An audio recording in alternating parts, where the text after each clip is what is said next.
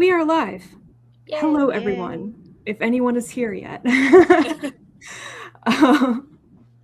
Welcome to the May Stitch and Bitch. I almost said June. It's not June yet. No, please don't fast forward through time just yet. I'm not ready. Yeah. I still have school assignments to finish. Dudes, we're still around for another month thanks to the wondrous quarter system. Ugh. We also start at the end of September, though, so we start like a month after everyone else. Oh, yeah. We start in like August. Oh god, I'm glad I don't have school. But my brain is completely in summer mode because it's been like 90 degrees every day here. It's incredible. Hot and dry. So okay, yes, I derailed myself with that introduction, didn't I? It's Stitch and Bitch time. We're gonna go around and quickly introduce ourselves. At this point, if you don't know who we are, I mean, maybe there's somebody new here. I will go first. My name is Rachel. My channel is Colonati. You know that because we're here on my channel. I read lots of fantasy, science fiction, nonfiction, sometimes manga, and sometimes romance. And yeah, that's basically my life with fiber arts. Oh, we should also talk about what we're doing. I am today knitting on a summer top. I'm making up a stripe pattern, and there's a lot of pink in it, which is not my color. Ooh, but I like it. It's very fun to knit, though. So, yes. Is it like wool or this is cotton? This is like 80% cotton, and it's a chain net yarn, which I have no experience working with chain net, and I have so many ends to weave in on this, and let's hope I figure out a good way of doing it. I have to look up tutorials on how do you secure yarn ends when it's cotton. It's pretty bulky, so yeah, I'm doing this complete potato chip knit. There are other things I should be working on to finish them, but this is the only thing I actually want to work on. Okay, Dai. Hi, my name is Diana. My channel is Bookish Dai, and I actually did film something. I just need to edit it, so that might be this afternoon. And you're not going to give us any hints? It's a magical readathon blog. Nice. With footage from my trip to Seattle at the end of April. But we have one kitty, two kitties. Two kitties. Two kitties. Although Leia is like, she's cute right now, but she was doing minor crime by attacking my yarn because all cats do crime. And I am currently binding off the shawl. Ooh, very good. And then I need to figure out what I'm knitting next because I don't have any projects. Like, I might see if there's something I can do with some leftover yarn that I have, or like some yarn I picked up at a yarn swap a few months ago.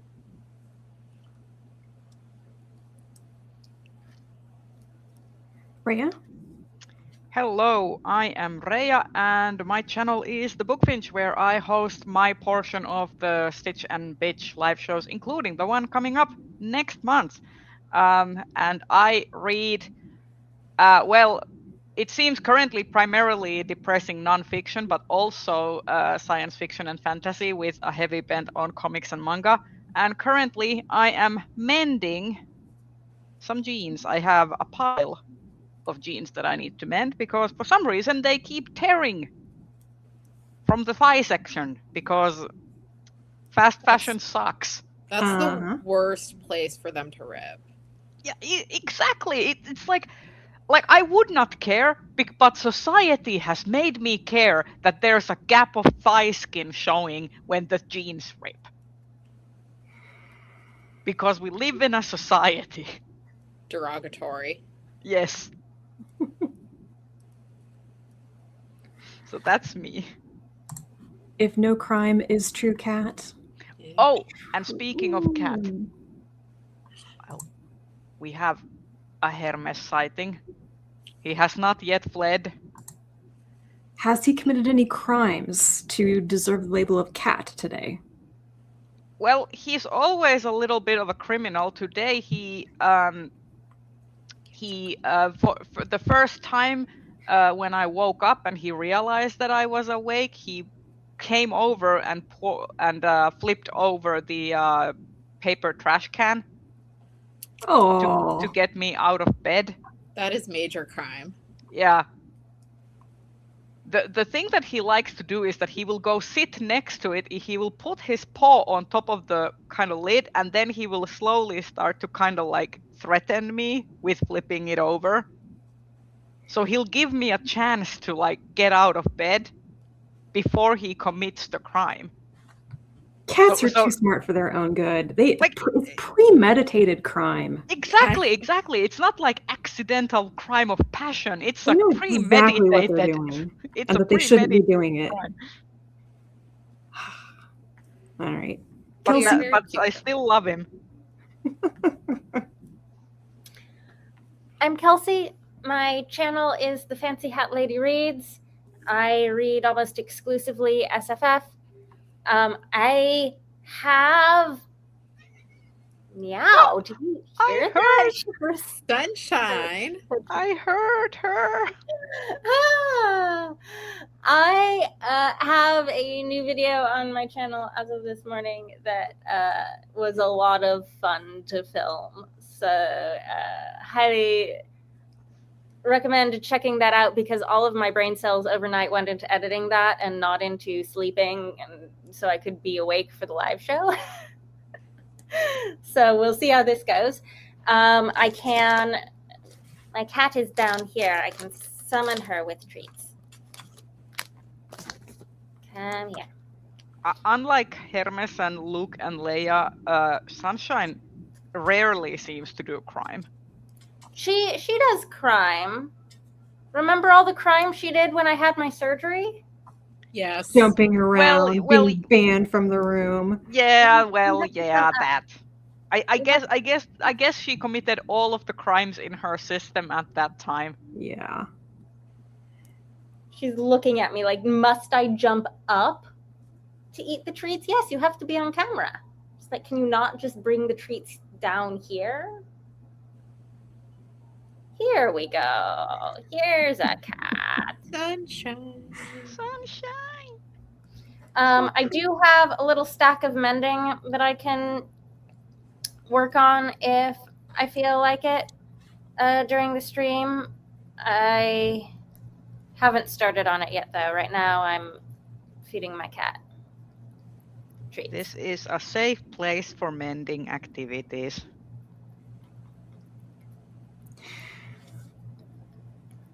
Wow, we've had all of the cats during We our just need the introduction. honorary cat Ava. Ava is sleeping, and you know what? I'm not sure she can be an honorary cat. She actually commits very little crime, unless you count constantly pestering me to go on walks while I'm in the middle of doing something else. Yeah, that's not really crime. That's just pestering you to do your parental duties. Yeah. I feel like I should probably give a little update on Ava. Because I know there are still people around who are like, Ava, the little dog that's always been in my videos, and I have no other place to really give you a proper update on the dog. So we're going to have a little sad moment here. Ava is still around. She's still a little menace in my life, but she is slowing down. She's 15 now, and she has kidney failure. So, yeah, we are pampering her and spoiling her, and she doesn't have as much energy or strength as she used to. So, yeah. Anyway, she's getting on in her retirement. She is. She doesn't quite realize it, but I'm like, yeah. We were walking home from our walk yesterday, and I was like, I think I'm gonna have to pick her up and carry her home.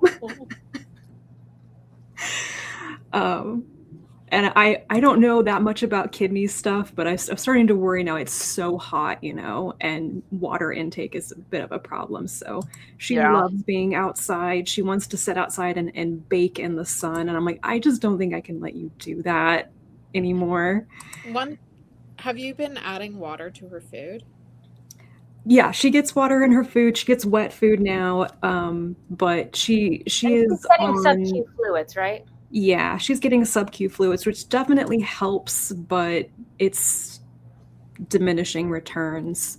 So she's on them weekly, and you only, have to do it more frequently as time goes on. So yeah, sub-Q fluids are not fun. I had to do that with Carrie.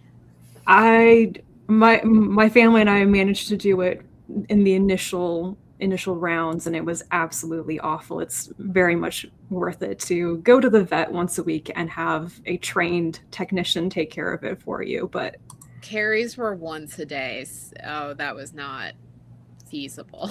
Yeah.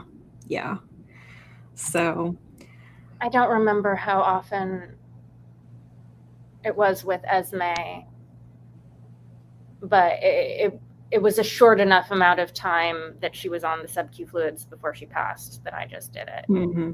Yeah. So we're in that stage of this is going to be going on for months if we're lucky. So not doing it too frequently, but so yeah, maybe she'll show up though.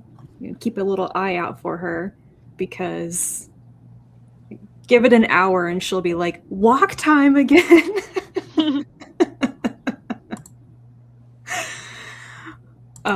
Anyway, so that's the introductions. That's our pets. Do we want to talk about what we're reading and what we have read? Sure. Let's do it. Who wants to go first? I can go first because I don't have too much. So since we last met, I have read 5 books. One was a reread. So what I read new was Paladin of Souls. I finally read that because I was doing Magical Readathon, and one of the prompts was you roll a d6 and you choose like the number in a series that is, and I did 2. And I was initially going to read something else, but I was so slumpy, and I was like, you know what? It's time to bring out one of my break glass in case of emergency boojolds. So yeah. I listened to Paladin of Souls, and I had a fantastic time. So this is set in her world of the 5 gods. So it's the same world that the Penric and Desdemona books are set in, although the Curse of Chalion books are, I think, like 100 or so years later. Yeah, they are later. And in this one, we're following Ista, who is the Dowager Queen of Chalion, and she's essentially like having a midlife crisis and is trying to figure out like, okay, my daughter is now queen. What do I do?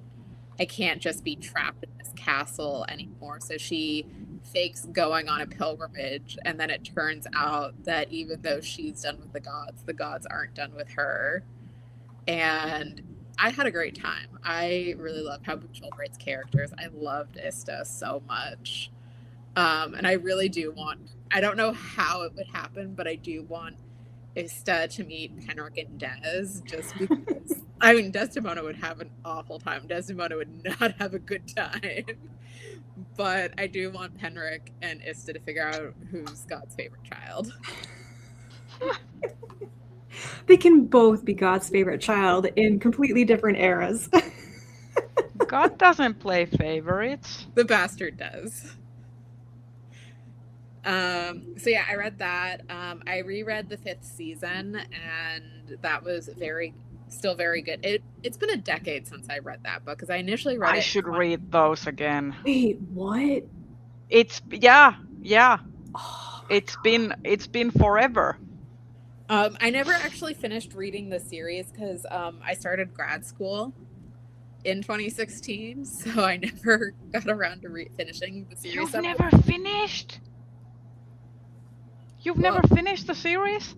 No, I need to. That's my goal for this year, is to finish the series. But But yeah, I'm really glad I reread it because I remembered the broad strokes, but I didn't remember like a lot of the details. And I love Jemisin's writing so much. And then I did read the new Murderbot. I had a great time with that. Did we all read the new Murderbot? Has anyone here not read the new Murderbot? I haven't, but Okay. to be fair, I have only read the very first Murderbot novella. I have not read anything else in the series. Oh. I saw someone describe 3 as being an orange cat, and that is the most apt description of a section. The thing is with Martha Wells, I am like Murderbot is fine, but I just enjoy her fantasy more. That's fine. We won't hold it against you.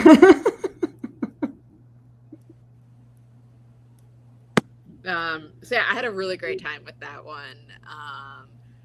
It feels like Martha Wells was channeling a lot of her frustrations around traveling in the United States into that novella. There's no transit in this dang Taurus. Yes. It's huge, and you can't get from one section to the other. I was like, why is there this random like rant about sporting events? It's like she lives in College Station, home to Texas A&M, which has like a big football program. Like, yeah, she's gonna have some very strong feelings about traffic around sporting events. And then in terms of nonfiction that I read, I listened to We Don't Know Ourselves, A Personal History of Modern Ireland by Fintan O'Toole. This was fantastic. I really enjoyed that one. So Fintan O'Toole is a journalist from Ireland, and the way he frames this history of Ireland is it starts the year of his birth in 1958 and moves forward in time. And so he'll tie in like his personal recollections or his personal memories, but also talk about like modern Ireland. So like the Troubles, but also the emigration that was happening in the 1950s, the economic development, Ireland's experiences with UN peacekeeping, and how like that interacted with modern Irish like nation building, and also talking a little bit about sports and culture and a lot about the Catholic Church. Of course. So very much like it, like reminding you that the Catholic Church as an institution is horrendously terrible. But yeah, it was really interesting. I really enjoyed it. And there was a lot of discussion around like kind of the balancing between like what's known but not said, and how like there was like big disruptions in Irish life, and like was when things were finally said. So I definitely would recommend it. It is very dense. The audiobook is like 22 hours or something. Ooh. So it's a very long book. And then the last one I read was Preparing for War, The Extremist History of White Christian Nationalism and What Comes Next by Bradley Onishi. And this one I just found browsing on Libby. So Bradley Onishi, he's currently a professor. I think he's a theology professor. But he got sucked into white Christian nationalism growing up. And he eventually like broke out of it, but the book kind of started because he was watching January 6th, and he was like, if I hadn't left evangelicalism, would I have been on the Capitol that day? Because he's from Orange County, which for folks who don't know, Orange County, California is very much like the center of a lot of modern Republican extremism. Like it was the home of the John Birch Society. That's like the home of Ronald Reagan and Richard Nixon. Yeah, and so it was very interesting. It's very short, and I was also thinking about it in kind of the context of some other books I've been reading, because I've been doing a lot of reading about like Christian nationalism, white evangelicalism in the United States, and how this one I would say this one is more aligned with Tal Levine's Wild Faith, but that one is more focused on like white evangelicalism and fundamentalism's impact, like the violence inherent in them, and the focus on like children and families. And this is more focused on like the history of white supremacy within evangelical spaces. So he talks a lot about like how the modern moral majority really like it wasn't abortion that really created it. It was Brown v. Board and the desegregation of public schools. Yeah, so I would definitely recommend it if you just want like kind of a surface, like an introduction to it. It's not that long at all, and he actually has a book coming out this year that sounds interesting. He also hosts a podcast called I think it's like White Jesus, or like White Christian, or like White Straight Jesus, where he and his co-host talk about evangelicalism. Let me see if I can find the book that he's coming out with. Because I definitely, I was going through Edelweiss last week and found stuff. I know he has something. And I can keep going, but yeah, that's what I read. I do have a lot of books that I'm looking forward to as well. Same. We can talk about what we're looking forward to at the end, like we usually do. So, anybody else want to jump in about what they've read? I could go next because I have read probably the next least amount of books after Die. First of all, I finally finished, after all of these months, Moon of the Turning Leaves by Wopke Sikkerice. It's been 4 months or so. This is a library book. I have just been renewing and hoping for the best, and so far nobody else has wanted it, and I've been like, thank you. It was good, like, but I feel like the Moon of the Crusted Snow was so tense and so atmospheric, and it had that kind of wildness to it about like not knowing, being in the dead of winter, kind of like playing around with like a modern Wendigo myth. And like you kind of like when you see a sequel, even if you don't mean to, you kind of end up putting up some kind of expectation around it. And I feel like that was, to my reading experience's detriment, is that like I went into this book thinking, oh, it's a sequel to Moon of the Crusted Snow, therefore it will be similar in terms of tone and like material, and it really isn't. So that's like, if you are interested, if you have read Moon of the Crusted Snow and you want to get into this, that's like what I would really like to highlight, is that this is such a completely different book that you might as well you might as well set your expectation that you are entering a new world, and the characters are the same, but like it is essentially a completely different narrative and a completely different vibe. More of a survival story and trying to like find out what happened kind of thing. So to that end, it was sometimes kind of a slog to get through this, because I was like, okay, you've been hiking for days, and I feel it in my bones that you've been hiking for days, because you like every mile is described in detail. And then the ending, and it's a much longer book than the first one. Yeah, it's a much longer book than the first one, and every mile is described in detail, except when you get to the end, and it's like the author realizes that, oh shit, I need to finish this, and it's like everything just happens, and then that ends up feeling very anticlimactic, because you've kind of gotten used to the slower pace and kind of taking your time with it. But then when the ending kind of abruptly just happens, you're kind of like, oh, okay then.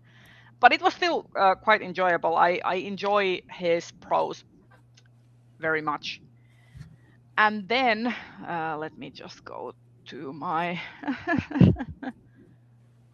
my story graph so I can see what I have been reading. It sure was easier sometimes when I was reading.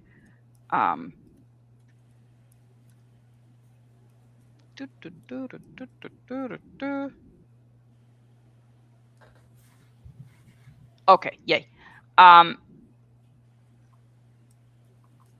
So I finished the Rest is Resistance by Tricia Hersey, which was, I would say that the book could have been shorter because it's split into 4 portions, kind of like detailing different ways to kind of wake yourself up to the harms that grind culture is perpetuating on your body and your mentality, and how to escape the capitalist mindset. But honestly, if you condense all of the material of the book, it could have been just like 100 pages, like half the length, because there's so much like kind of repetition and reaffirming of what has been said. And I think that is kind of the because the book is supposed to be kind of like a cross between a self-help and a manifesto, but also brings historical context of the Black experience with work and the historical context with it. So I understand why it kind of repeats itself, because it's a call and response kind of. It's kind of trying to wake you up to the fact that you should be doing something different. But it's sometimes very frustrating to read because of that, because you're kind of like, okay, well, I read this already. It's like, so I think it would have maybe been a bit more effective, like as a shorter length. I tried to read that book when it first came out because I was really interested in the topic, and I kind of bounced off the way that it was written. It's very spiritual as well. It's like very spiritual, and it occurs to me now that I wonder if something about it would have lent itself more as an audiobook, almost as a performance. Yeah, I think so as well. That an audiobook narrated by the author likely would have worked better for me as well. Mm-hmm. But that said, I did enjoy it as soon as I kind of like reframed my mindset about what I was looking for from the book to begin with, if that makes sense. Yeah. God, where are you, Needle? And then the next book that I read and I finished was this one, Physical Education: How I Escaped Diet Culture and Gained the Power of Lifting by Casey Johnston. So this is a like an autobiographical story or like nonfiction about essentially a woman who's dealt with essentially disordered eating and the like trying to strive to the beauty ideals of the early 2000s through dieting and like heavy exercise and all of that, and then like essentially starting to lift weights and get into powerlifting and stuff, and how that reframes her mindset around beauty standards, etc. And it actually has some pretty cool historical context. It talks about the Turner Society in the United States that were essentially kind of socialist gym bros, like that were like doing these community gym well yeah, they were doing community oriented like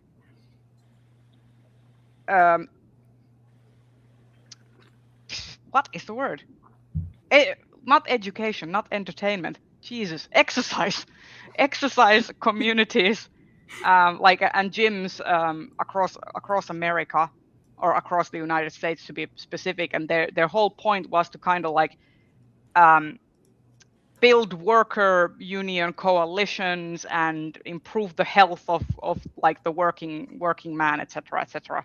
So every time she was leaning into the historical context or like the socio-political context, and also talking about how weightlifting has often been co-opted by, for example, fascist movements, and how it is important that we kind of like take exercise kind of back and reclaim it, because it is not like and specifically strength training, because it's for everyone.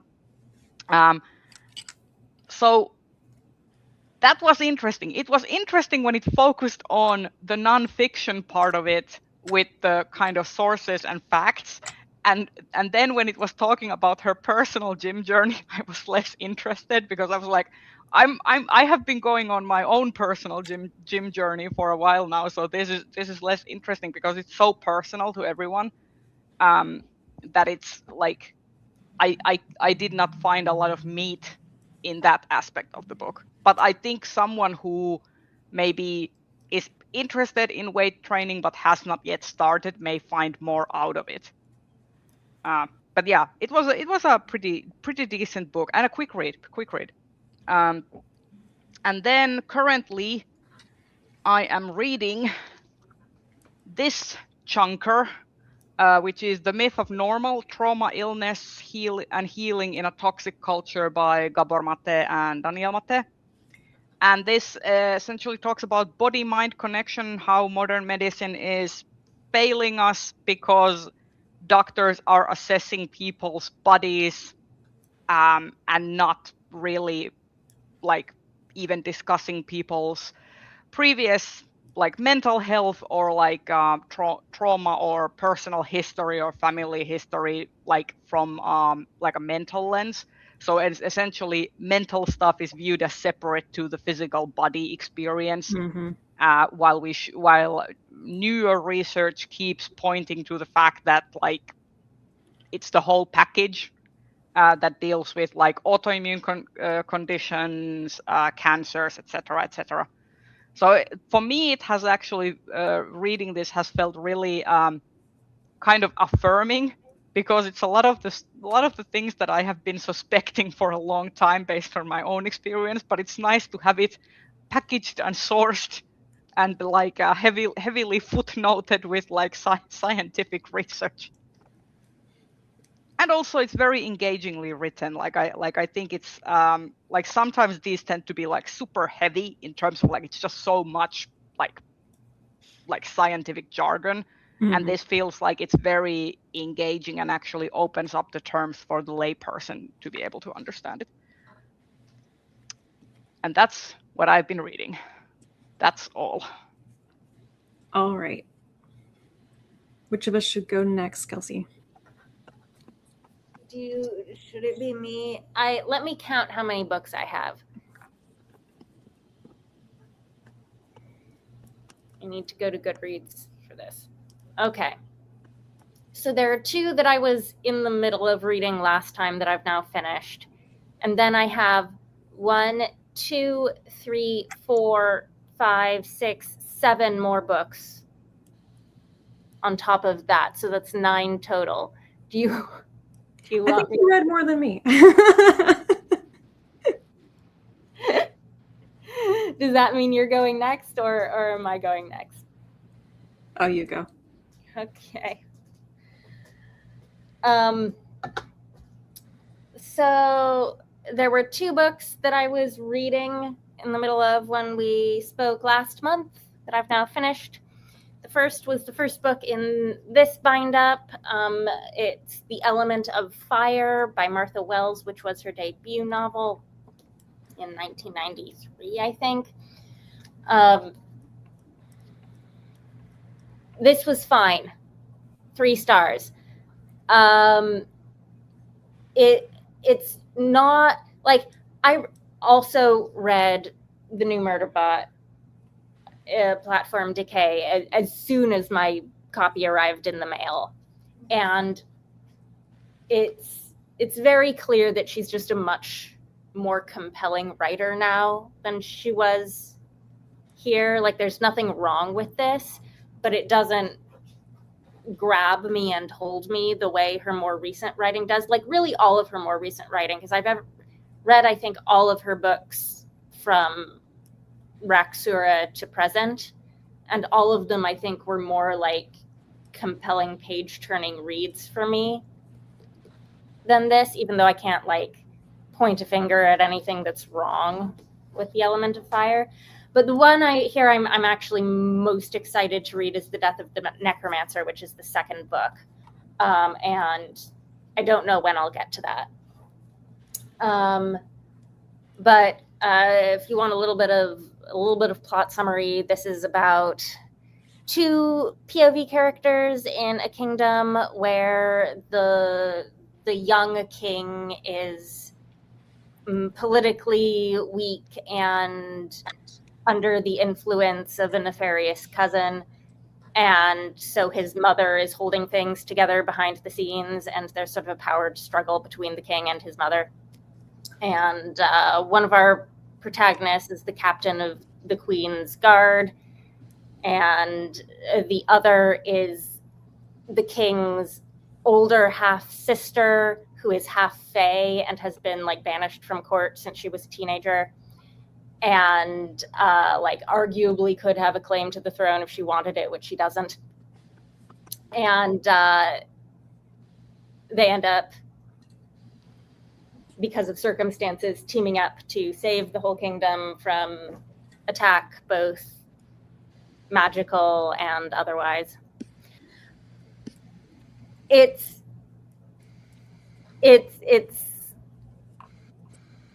a fantasy book with thrilling high stakes. That sounds like just about what you would expect as anyone's debut novel. Exactly. Yeah. Which shouldn't be surprising. It would be kind of weird if, like, you didn't see progression with somebody's writing and storytelling abilities over a 30-year career. So Yeah, it 30 was, years? I it know. was I'm old. 1993 when it came out. Oh my god. What do you yeah, it mean was- we're middle-aged? Yeah, it was interesting reading City of Bones for that reason, because I could definitely see, like, kernels of, like, the character types and the story types that she likes to tell, but it definitely wasn't the same level as, like, The Witch King or Murder Mhm. Woman. It doesn't. This doesn't have Element of Fire. I hold this up, the bind up, and I've only read the first half. Element of Fire doesn't have, like, any of the really cool world building that her later stuff has. It's very generic. Like, this is a fantasy kingdom, European-ish, got, like, maybe some vague Italian influences. And then you have some Fae courts. Woohoo. Faye? Yes. Whoa. But the Fae are, like, in the Fae realm, not in the mortal realm. But, you know, I they feel like, attack the feel mortal like realm. back then Fae were not yet so overdone, because now every single book and their mother has Fae in it. Like, I feel like now, like nowadays Fae like, Faes are so overdone. Yeah, Unfortunately. I wonder if this was around when Mercedes Lackey was working on the Bedlam's Bard stuff, because that's, like, one of the more, like, 90s Fae stories that I can think of. I mean, I think, like, 80s, 90s, there was, like, kind of that trend of like the Fae and the mythic in the contemporary world, like Charles Dellent stuff, for example. That was very popular. Yeah, so Bedlam's Bard was 1990. Whoa. But those are more, like, urban fantasy Fae, and then there was the prequel series that was, like, set in Elizabethan era, and there's, like, this whole subplot of, like, at the time Princess Elizabeth hooking up with this Fae knight. I don't remember a lot about that series. I think I only read the first 2 books, but I distinctly remember it was, like, this whole subplot. Alrighty then. Continue, Kelsey. Anyways, that's kind of all I had to say about this one. I kind of need to run to the bathroom. Can someone cover for me and talk about something else while I run to the bathroom? I know this is terrible timing. Do you have like one book to talk about, Rachel, while I run? Yes. I will do my little intro, what I was going to do about what I've been reading. This is the preview, and then Kelsey will come back, and then we'll get back to me. But I was on vacation at the end of April and went to a lot of bookstores, mainly because Kelsey knows where all the bookstores are.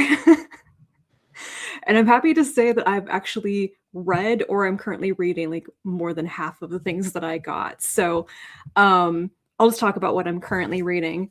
I just barely started on Moonlight Murder, which is the second Detective I have Auntie. that checked out. I'm hoping to read it next weekend. Yes. Vacation.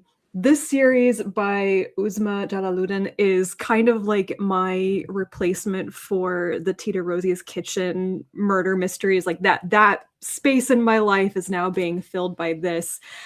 I have to say, I feel like this series, it's a little bit more mature. I mean, obviously it follows a 50-something-year-old woman rather than a 20-something. But I also think the writing style itself is also a bit more mature and just it's kind of denser and less fluffy. So yeah, I've just started on the second book, but I loved the first one, which was called Detective Auntie. Like 5 out of 5 stars, adored it. I really need to get my own copy of the first book. So this one was a shocking find.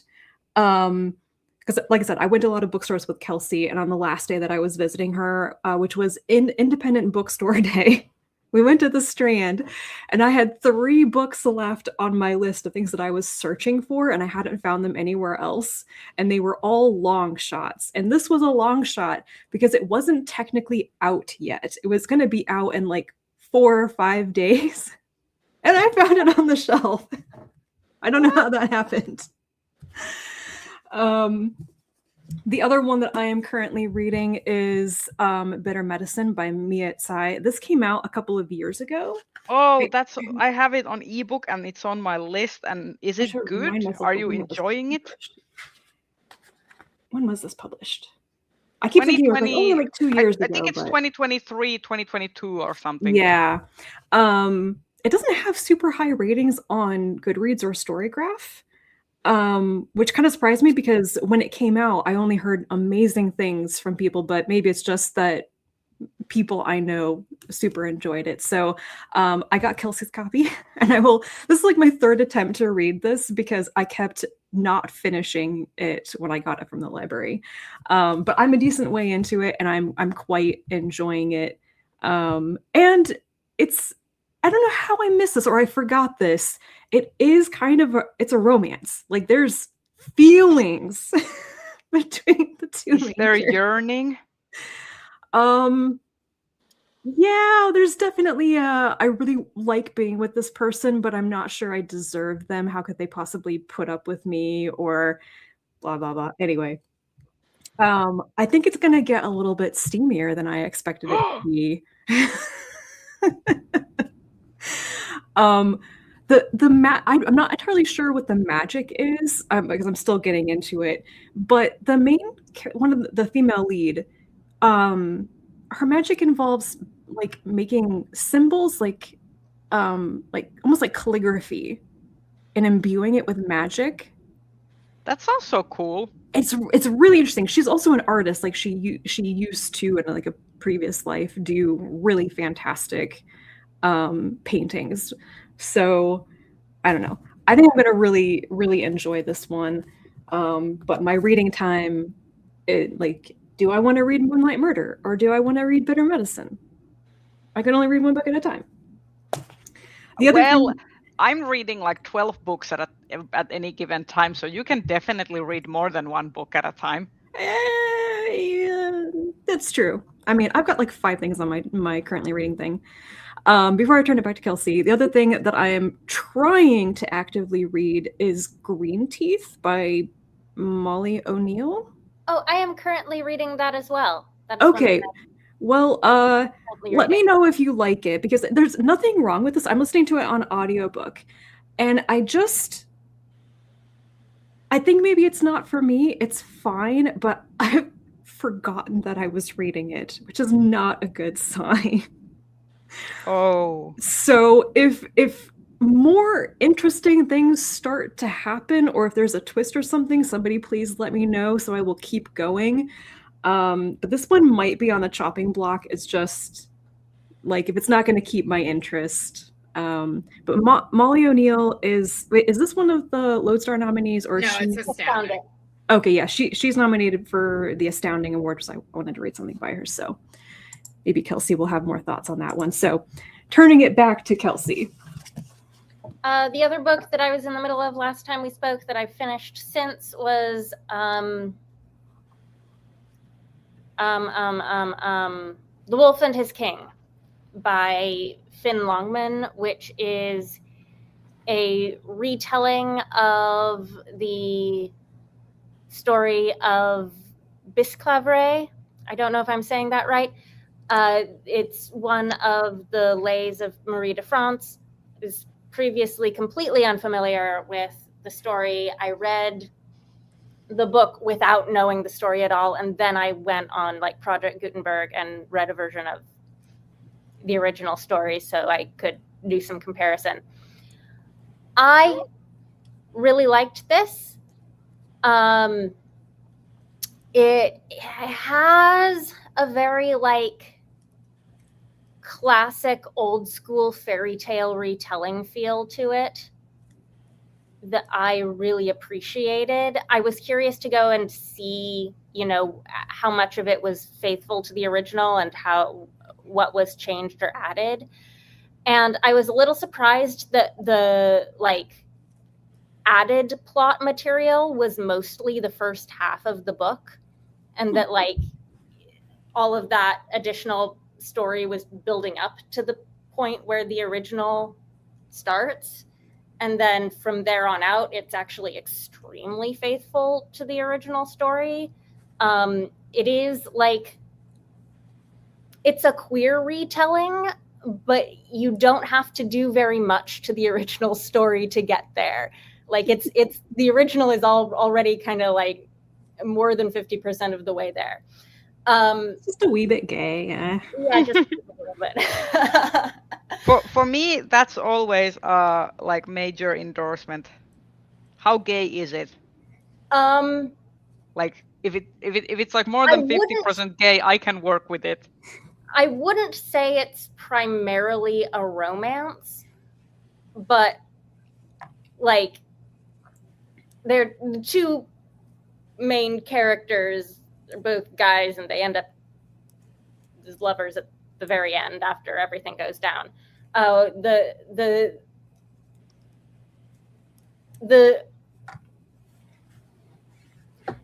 The only character, one of the things that feels very like classic fairy tale Once Upon a Time about this is the only character who's given a name in the text is Bisclaveret.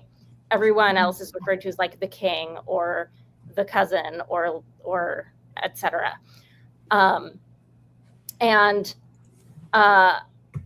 Like I understand why that is, and like I kind of get it, but also it's frustrated me a few times where it made the dialogue not work particularly well, and like dialogue that doesn't function as dialogue the way it should is one of my little pet peeves. So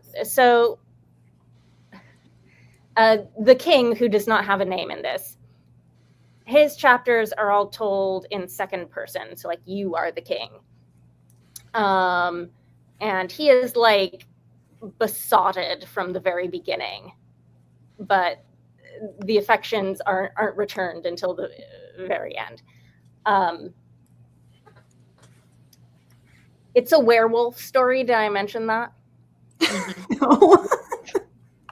I feel like I mentioned it last month, but I forget to mention this. The protagonist, Bisclaveret, the one who has a name, is a werewolf.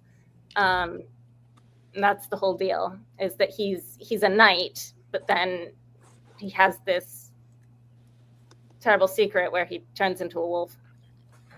What? I have much more eloquent thoughts about this book that I'm not equipped to share, to articulate on this little sleep.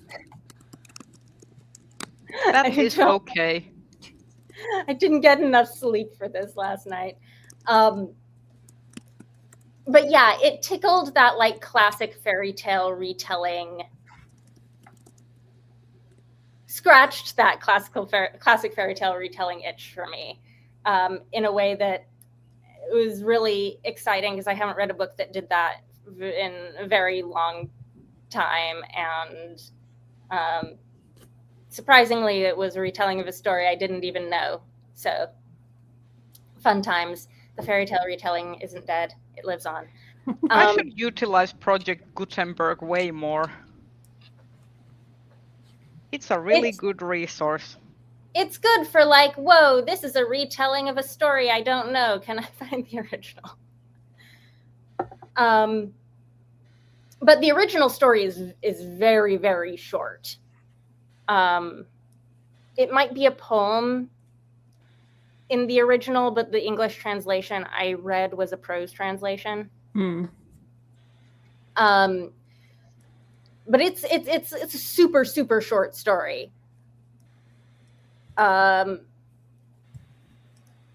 it's not very elaborate. I get the sense that some people are having a much more emotional, like tear-jerky sob fest reaction to this book than I did. I did not particularly have that reaction to it, but if you did, that's valid, I guess. It does have a happy ending at the end. It just maybe gets a little emotional along the way. And then moving on to other things, I read Murder by Memory, which was the first book in my Hugo reading of the year. This was good. I liked it. It's got a... Who else here has read this already? I'm going to be talking about the sequel here in a little bit, so yeah, I know about it. Yeah, Okay. I've read it. I think I'm more mid on it than other folks who've read it, but that's just because I found like it's one where I enjoyed it in the moment, but it didn't stick with me the same way that other novellas have. I'm gonna say also mid, enjoyable, not so incredibly memorable. I liked it enough that I would read the sequel. Probably not enough that I would go out and buy the sequel full price, but I would get it from a library.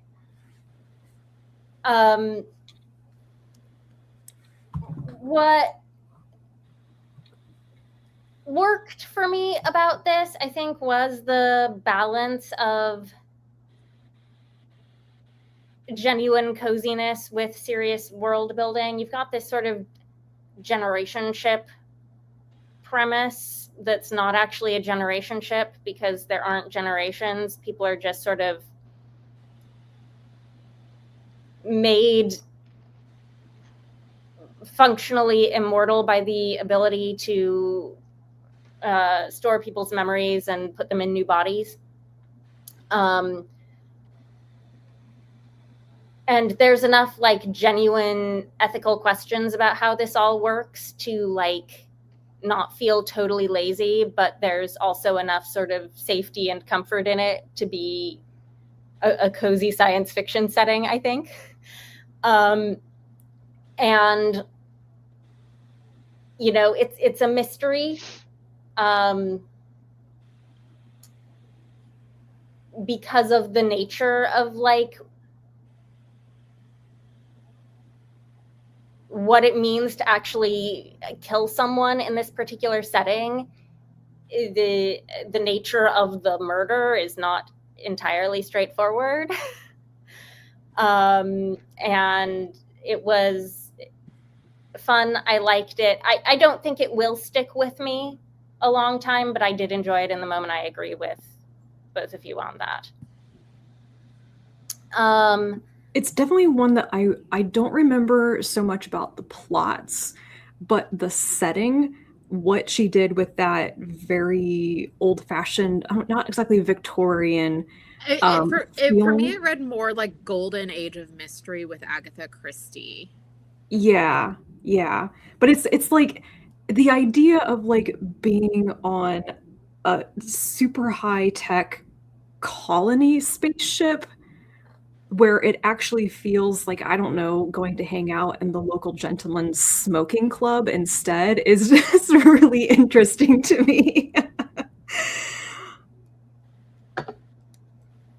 So that was the start of my Hugo reading, and then I had like a long detour reading all sorts of other things that I either was already in the middle of when the Hugo shortlist was announced, or that I had out from the library and needed to return. So I read, okay, Rachel and I have both been making our different winding ways through the Victoria Goddard 9 Worlds universe, multiverse book. Sometime like recently our paths have crossed. We've been comparing notes. I made, I think, a bit of a misstep in my reading order decisions because my library had ebook copies of The Return of Fitzroy Angersell, which is the first book in the Red Company Reformed. I know you're supposed to read this one before you read At the Feet of the Sun, which is the sequel to The Hands of the Emperor. And I was like, okay, I've got it on my Kindle from the library. I'm going to read it, and then I'll be able to read At the Feet of the Sun. Meanwhile, there's this other series, Greenwing and Dart, that has until now been completely unrelated. And like 70% of the way through The Return of Fitzroy Angersell, which feels like a direct sequel to The Hands of the Emperor, where you've switched POV characters and you're following the Emperor on his quest instead of Kip back home running the government. 70% of the way through this book, we dive through a portal between worlds and poof, there's Gemma's Greenwing. Jump scare. And the two series collide 6 months after the latest Greenwing and Dart events that I had read in the other series. And I'm like, oops, am I about to get spoiled for everything? I was not expecting this to be the book where those two series smashed into each other, and I see that we see a dog. We see an honorary cat. There's Ava. There's her little tail. Aww. She's out of shot now. She's stretching. Big stretch. She snuck in here, was taking a nap without me even noticing. So Kelsey told me that there was a crossword. I was like, oh no, is this going to spoil? And I had just started Whiskey Jack. And there's a thing in there at the very beginning about how Gemmis and Hal are like cleaning out stuff in the bookstore, like their apartment above the bookstore, all this stuff that is Mrs. Ateris's old junk. And they find this like travel pack or whatever. And if you've read The Hands of the Emperor, you know what that is. I didn't remember, but they find climbing gear in it, and they're trying to figure out what the heck this stuff is. They've never seen climbing gear in it, but they asked Mrs. Ateris about it. And she's like, "Oh, I was keeping that for a friend," and I went, "Oh, this is why." But anyways, I suspect I was supposed to finish reading the currently extant Greenwing and Dart books before I read The Return of Fitzroy Angersell. I will say, if you're interested in reading these books and you want to start with Hands of the Emperor, and then you want to read whatever it takes to get you to The Feet of the Sun, you do not need to read any of the Greenwing and Dart books in order to understand The Return of Fitzroy Angersell and enjoy it. it will spoil you for Greenwing and Dart events if you think you're later going to go back and read the other series. But the book does tell you everything you need to understand what's going on in that plot line.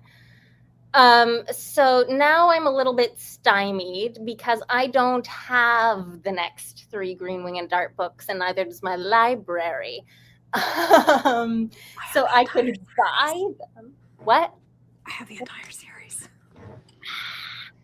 I could buy them, and that is extremely tempting.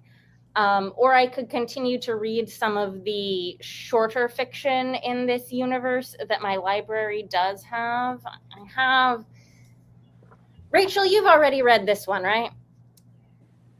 Yes. Petty Treasons is a little novella. So Uh-huh. I have print copies of this for some reason. So That's one of the longer ones. Most of them are much shorter than that. yes. And then they have another one of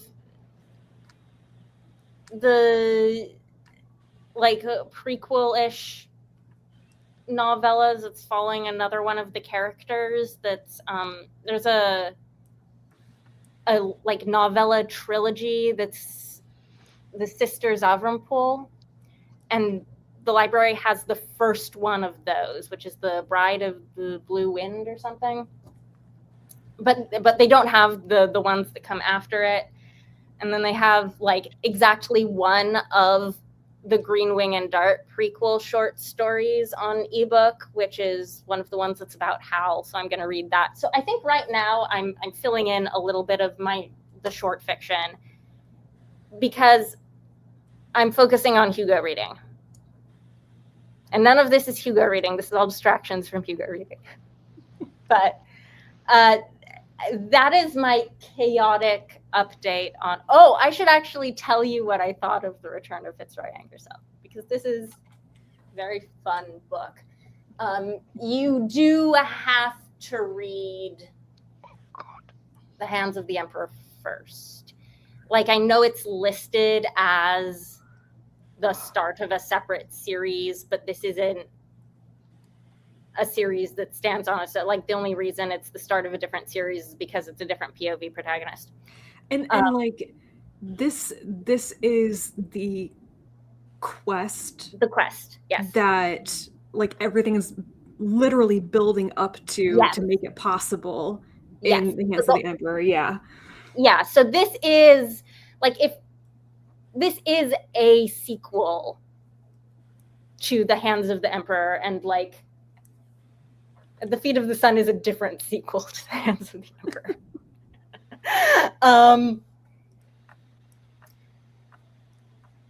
The quest does not finish in this book, though. Like, the quest is still getting started. Well, I mean, there is at least one other book out, right? Yes. I looked at like the preview, the Kindle preview of the second book in this series, which is the Polly book. What's her name? The Return. Yeah. Or the I'm blanking on the title of it's a fun title, but I don't remember it. And it looks like that one goes back in time and starts like before she shows up in The Hands of the Emperor. Mm-hmm. And then I don't know how far it goes, if it goes to the point where we are at the end of Return of Fitzroy Angersell, and if it goes beyond that. I'm getting the feeling that there's no good way to read everything in a proper order. It's like, no matter what you do, you're going to be jumping in and then realize that there was something else that is chronologically set before. Because I was like looking at that and going, wait, should I just go read like the Red Company books that come before all this stuff, before getting to the Red Company? I was doing fine with publication order. Like, publication order was not steering me wrong until I jumped several Greenwing and Dart books and read The Return of Fitzroy Angersell. And then I was like, oh no, I shouldn't have done that. Because publication order won't be chronological, but it will at least make sense. So is it very similar? Like, you know how Vorkosigan Saga has like multiple different ways to read it in terms of like what order you started it in?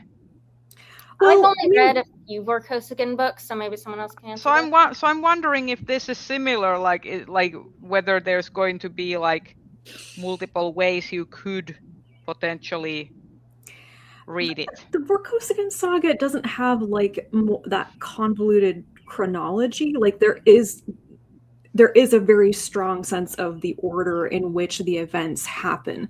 There are a lot of different books that you could begin with, I think is what a lot of people recommend. Yeah. But if you want to read them in chronological order, there's a pretty well-defined path to go through. The issue I think with the Victoria Goddard universe is that, and I think we talked about this last time, is there is no straightforward time, and time passes very differently in different places. So you might think things are happening at the same time, but no, actually they weren't.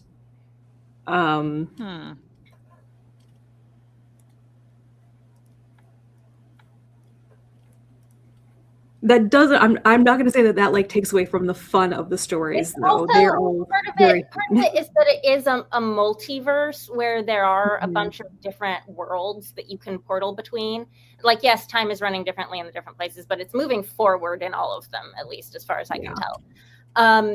But you have books that are taking place in literally totally different worlds. Like the first Greenwing and Dart books, if you read those in the Hands of the Emperor, you might reasonably be like, how on earth could these possibly ever connect? They take place on different planets.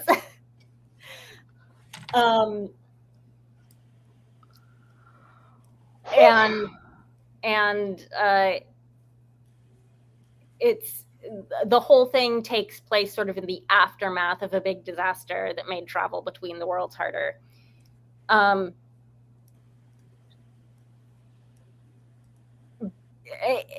So you would think, like, I could read all books that take place on one of the worlds and then I'd be fine. But no, they are going to connect to each other. The thing about this book that I really enjoyed, to talk about the actual book, because I keep getting distracted by things like reading order when trying to discuss this series. The thing that I liked about this book a lot is that it is not just a secret identity book, it's a double secret identity book, because you've got two of them. And the secret identity trope is just something that I personally enjoy when it's done well, and I think it's done very well here, because it is mildly chaotic. How this man with two very famous secret identities is going about going on a secret undercover quest, trying not to get recognized, but like maybe he wants to get recognized as one of the two identities, and then maybe someone thinks he's someone else entirely. They're fun chapter titles, and like one of them is "In which I get mistaken for another one of my ancestors." So this is like peak secret identity chaos in a book, and I love it. And then, of course, like the hard-hitting, serious twist to all of that is like, because no one knows both of his secret identities, it's like, no one truly knows me. Will anyone ever truly know me? And it's heartbreaking. Wonderful, absolutely wonderful. So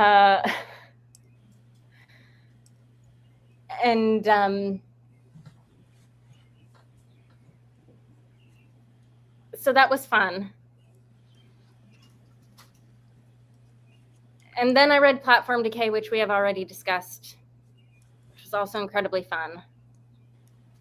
I will say, second Murderbot book in a row now that I have been dead certain was going to be about Murderbot going off on an adventure with Art and Its Crew and then ended up not being that.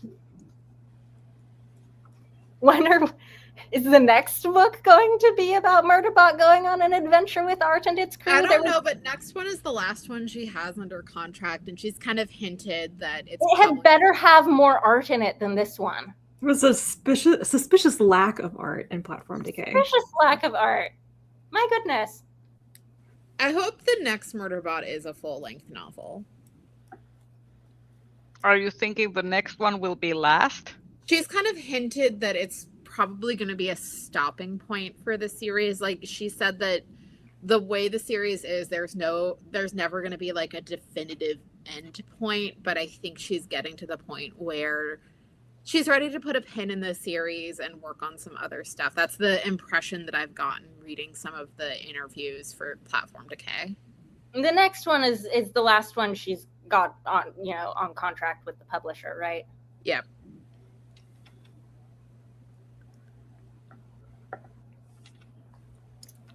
Murderbot could go on forever and I wouldn't mind, but I don't want to make her write it forever if she doesn't want to.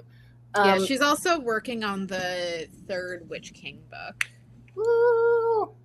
I mean, I like series to eventually come to an end. I do like a story that wraps up nicely rather than being dragged on endlessly just for, gotta publish something reasons. So I don't know. Also, I think there's this huge rereadability factor with Murderbot. It's one of the few things that I have reread multiple times in my adult life, which is saying a lot. And I want more Witch King books. So I do like that the Murderbot books have sort of definite story arcs. Like the first 4 books were a story arc, and then like the first 2 novels were a story arc. So I feel like there are stopping points where you can leave the series for however long you want to, if you're not, you aren't obliged to read all of them if you want to read like a contained set of them. And then I finished reading Saint Death's Herald by C.S.E. Cooney, which is the sequel to Saint Death's Daughter. This is the middle book in a trilogy, and I think it's got like some middle book syndrome. Is not as good as book 1. This was something that I picked up during the Hugo nomination process. I got far enough in it to realize I'm not going to nominate this and then put it aside for later. And so I came back to it to finish it. The first book, I really do recommend very highly. I wish more people had read it. It was part of what I loved about it is that it was so sprawling. It took place over a long period of time, and it went in directions you were not expecting at all. It's a very hard book to describe, to like briefly pitch to someone plot-wise.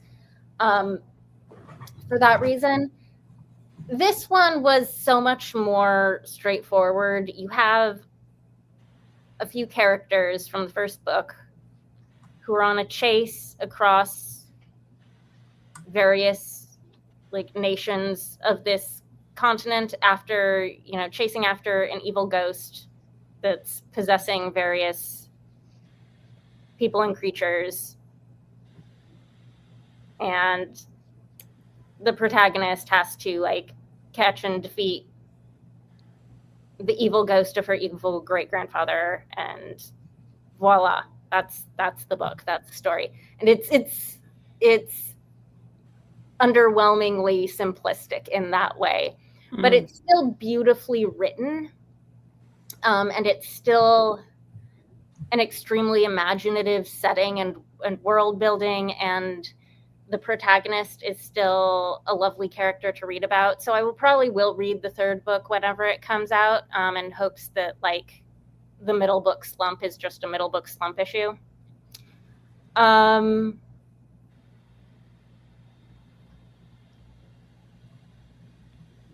I will say this was the beginning of a giant 3-star reading streak that has not yet let up. And I don't know if it's the book's fault or if it's my fault, if I'm like in a mood where I'm just incapable of enjoying any book more than 3 stars worth. So take my 3-star streak here with a bit of a grain of salt. Sometimes it just happens. My next library book that I read, I'm going to interject really quickly and say that we are over halfway through, so we probably should pick up the pace a little bit. Oh my so we God. have time to talk about I it. will plow through all of my 3-star books. I don't Okay. have a ton to say about any of these. My next one was Enchanting the Fae Queen by Stephanie Burgess. This is the second book in the Queens of Villainy series. I did not like this as much as the first one. I wasn't expecting to. The reasons I didn't like this as much as the first one, that were different than what I was expecting. I was kind of expecting from the first book that I wouldn't love these characters. I liked both of them a little bit more than I thought I would from the bits we got of them in book one. I'm surprised because I have not read the sequel precisely because I knew which character it was going to be focusing on, and I was like, I ain't reading about that character. I read the preview and noped out of it. I was like, nope. One of the things that I do like about this series is that they are genuine dual POV romances where both characters get equal weight and character development and protagonisthood. So you get to know both of them very deeply. Neither of them is just cast as like the sexy love interest. That's what I liked about the first book. It's one of the things I like about this. I was so frustrated with the plot of this book, though, because it is a Magic tournament book for no reason whatsoever. What? I was not expecting a Magic tournament book based on the majority of the book. They're competing in a Magic tournament in Fairy that has nothing to do with the political plot going on back home. I'm like, wait a minute, this is not what I thought I was signing up for. So meh, 3 stars. I still want to read. I don't know. Maybe I want to read the third book in this series. Maybe I don't. Maybe I want to switch over to something else by this author.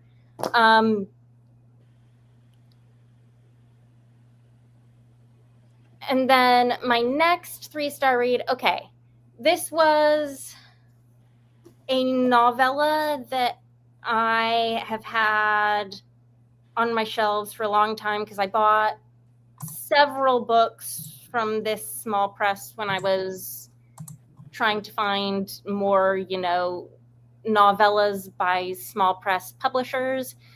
This is Water into Wine by Joyce Chung. This is science fiction. It's about a character who inherits a vineyard on a distant planet that they've never been to before. Their whole family moves there to run this vineyard, and a war breaks out in the vicinity that this planet is like right in the middle of the war. And for some reason, I read that plot description. I knew that was what this book was about, and I was not expecting it to be as brutal as it was. Like, this is a brutal and heartbreaking and sad book, and I don't know why I wasn't expecting that. I don't know why I was expecting it to be more cozy winemaking. So that's on me.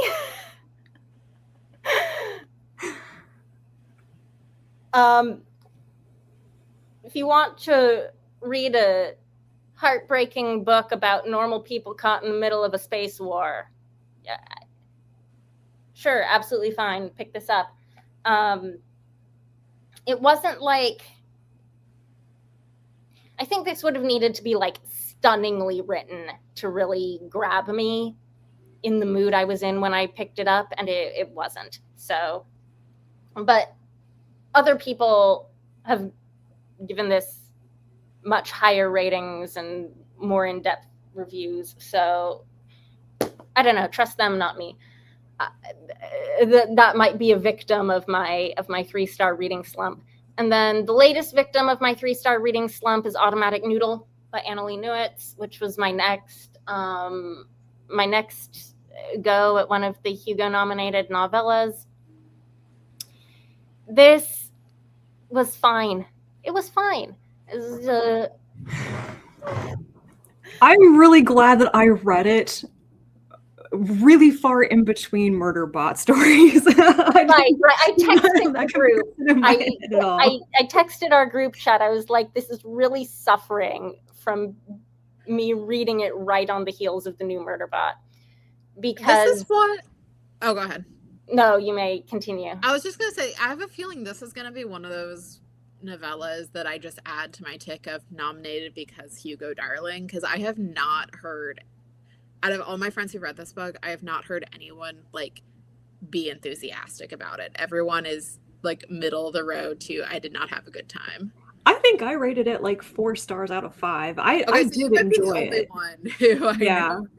I wanted more. I was like, I would love to come back to this world and learn a bit more about everyone I follow on Goodreads who has rated this has rated it 4 or 5 stars. So I was kind of going in with very high expectations. And gosh, these characters wish they were as likable as Murderbot and Art and 3.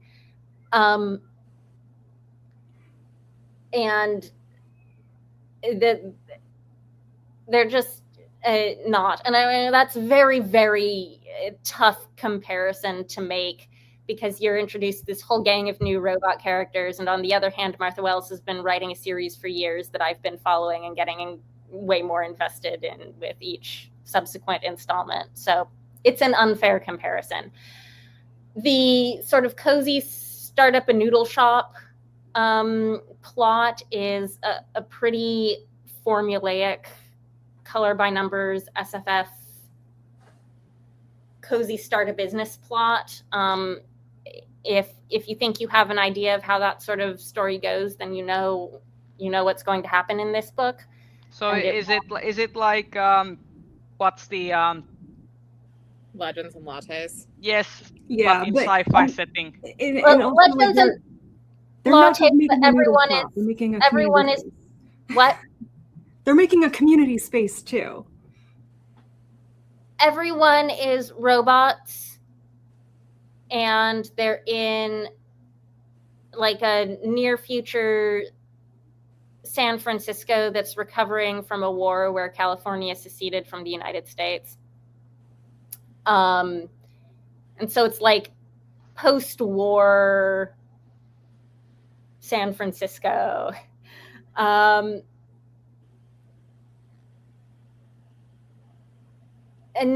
none of the world building or really grabbed me here. The one thing I kept thinking that as I was reading the book, the one thing that could have really, really saved it for me and made me love this book is if there had been like 5 times more gratuitous depictions of noodles.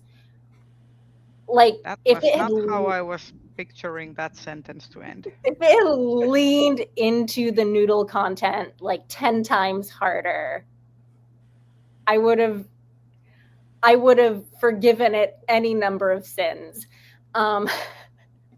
I was kind of mad at the end because I was like, you're writing this novella that's all about how amazing these authentic noodles are, and I can't freaking eat them. I was very mad. I don't think I'd be able to eat them anyways because I think they're too spicy for me. But I want them described to me in incredible detail because I can handle spicy food when it's in books.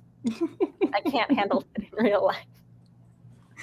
All right, we only have 30 minutes left, so... And I'm done. That was all the book.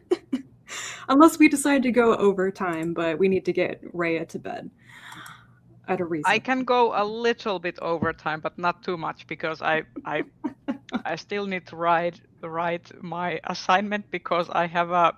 Oh, no! I have a deadline at 23:55. And Freya, I thought you did and that I still already. well, I did 2/3 of it. What can I say? What can I say? The ADHD. That's the real student experience, is just like having Exactly, to grind out an the- assignment like 10 minutes before it's due. Okay, we can't go overtime because I will be experiencing way too much anxiety for Rhea. Oh no, don't so- worry about this. Don't worry about this. I do my best work under significant pressure. You should have seen me earlier today when I was just like doom procrastinating, not being able to type a single word because my ADHD is like, yeah, your deadline is not close enough. Oh my god. Oh my god. I was just watching Cass Rowe videos and watching them watching their backlog of Victorians doing weird health influencing. Yeah. All right, we have 30 minutes and we're going to pick up the pace a little bit here. Everybody get their second wind. Come on. Yes. I'm sorry, I've been neglecting the chat. So hello everybody, like an hour and a half late. I'm sorry. Hello everybody who stumbled across my channel today and decided to say hi in the live. That doesn't always happen. Let's see. I'd forgotten that Angela really liked Bitter Medicine. It's been a couple of years, so I'm looking forward to getting into that more. Somebody else had a Bisclavre recommendation here, which I never heard about this until Kelsey talked about it. And oh my gosh, somebody is reading Fabric by Victoria Finlay, which I have to say, I hope you are loving it. 5 out of 5 stars. That book is amazing. And I still need to read her book On Color. I have it sitting on the shelf, and I hope it's just as good. Oh, wait. I think I have that book, the color one, not the fabric one. The Color by Victoria Finlay? Let me go see if this, I know I have keep talking while I go see if I have this. Okay, I am going to sprint through what I have read, and thankfully, because other people have read similar things or the same things, I don't have to talk about them again. So I did read, yes, that one. I've got this for years on the assumption that someday I will have the right brain space to read a nonfiction book again. Yep. Hasn't happened yet. I bought a copy from my mom because she's really, really into the pigments and stuff, and she loved it, and so she gave it to me when she was done with it. So I need to get to that. One day when I read a nonfiction book, it might be this one. It's been a while since you read nonfiction, hasn't it? Years. I feel like Rhea and I are really carrying the nonfiction. Yeah.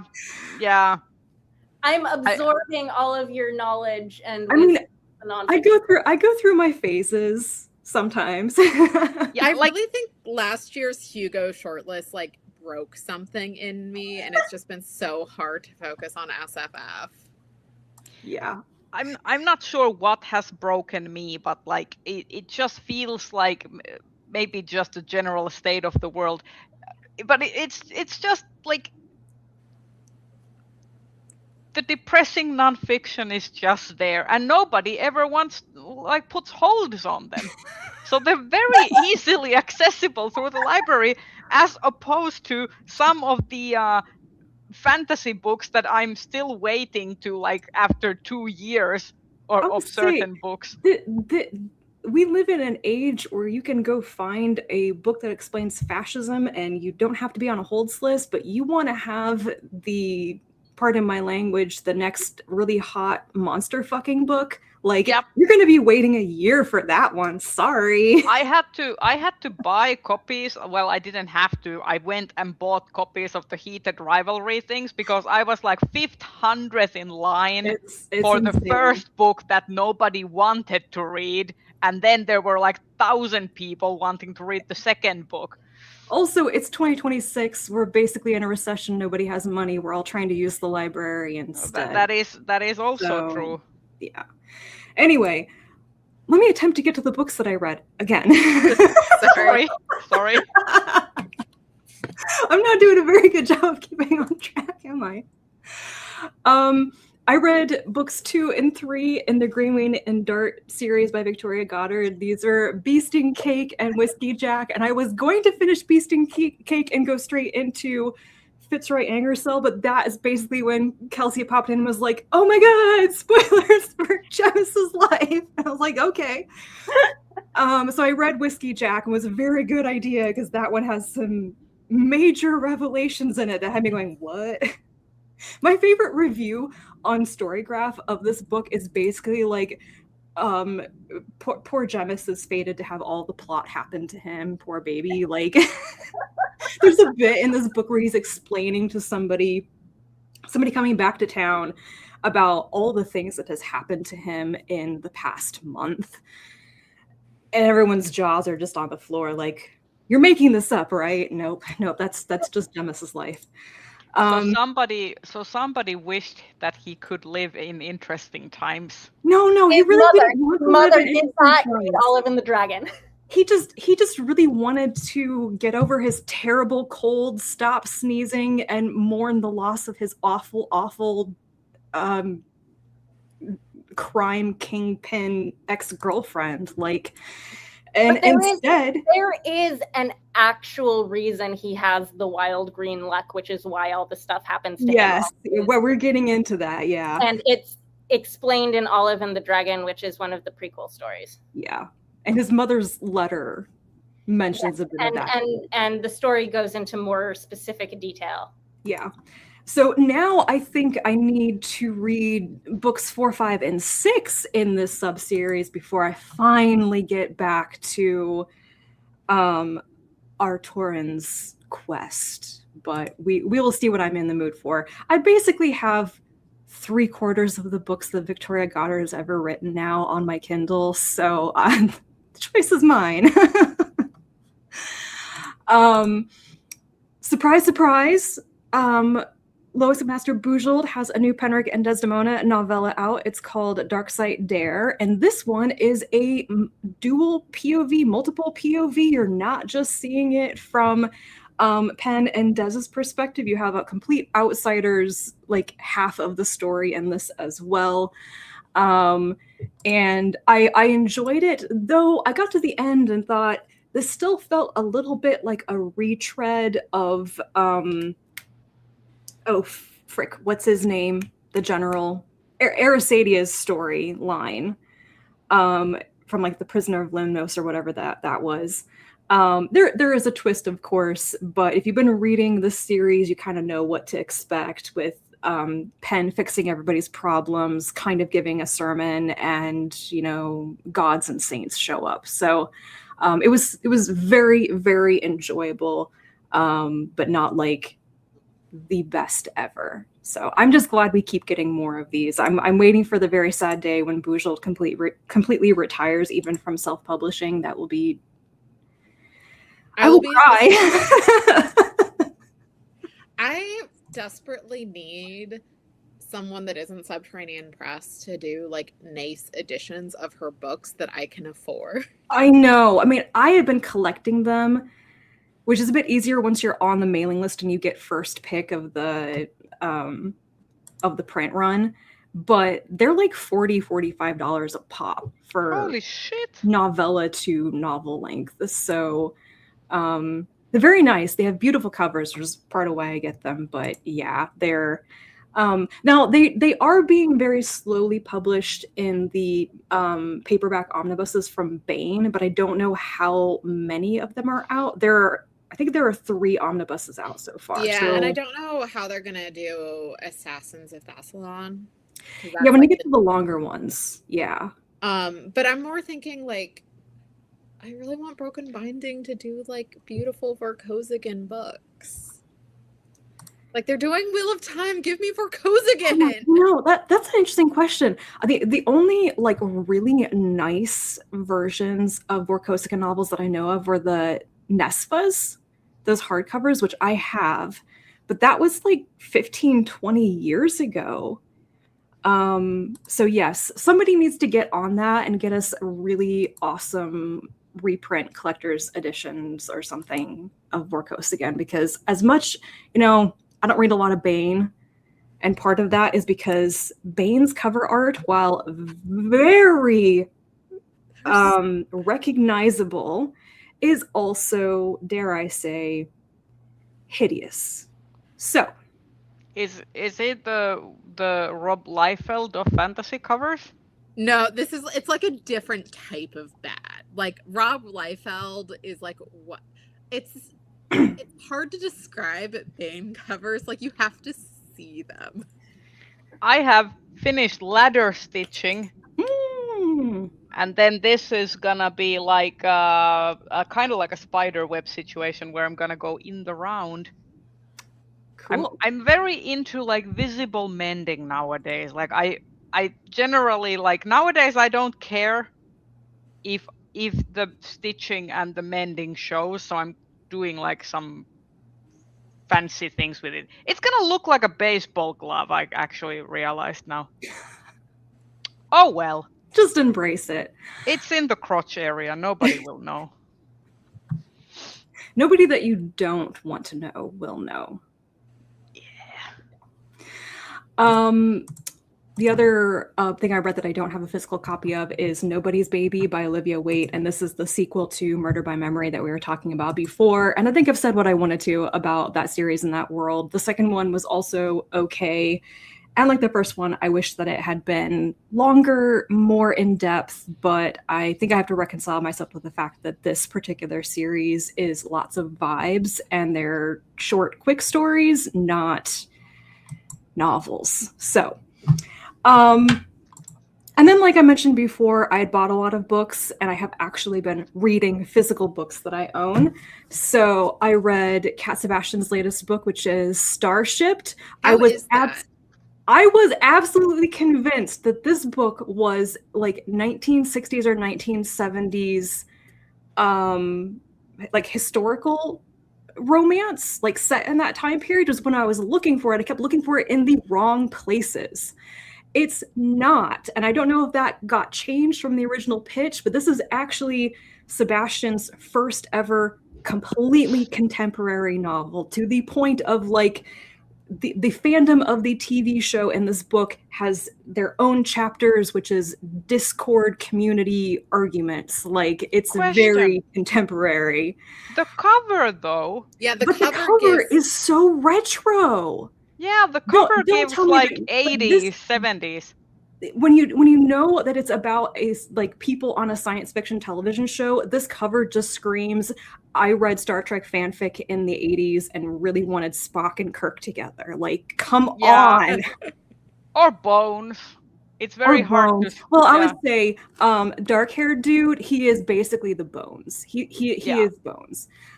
This guy, he is Kirk, but with more tattoos and way more like actually golden retriever.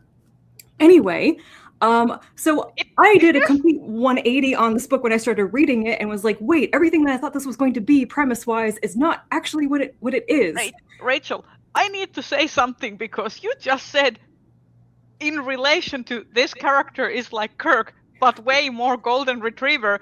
That doesn't mean there's a lot of golden retriever.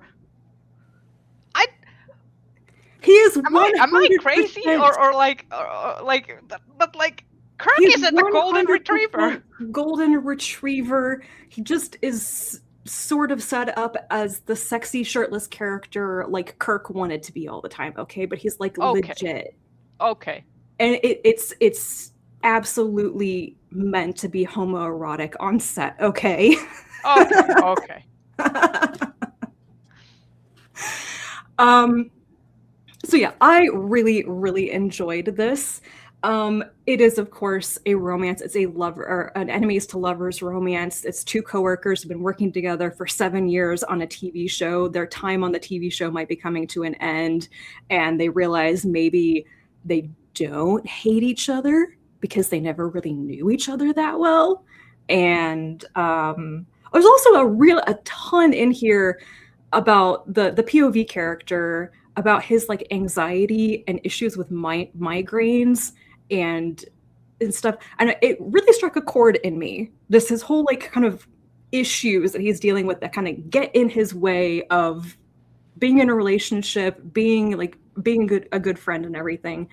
The one thing that this book lacks is that it is only single POV. It's not dual POV. Ew. And Simon is interesting enough. He has plenty of thoughts for two people. Somebody needs to shut his brain up. But Charlie never gets to really speak for himself in this. And I think being inside of his head a couple of times would have been interesting as well. So I really enjoyed this. Apparently Sebastian is writing another book in the same universe. I'm probably going to pick up with other characters maybe who are also on this TV show. So I will definitely be reading it. Really quickly, I've started a new manga series, Frieren Beyond Journey's End. I've watched about half of the first season of the anime and I really liked it, but I don't have access to that right now.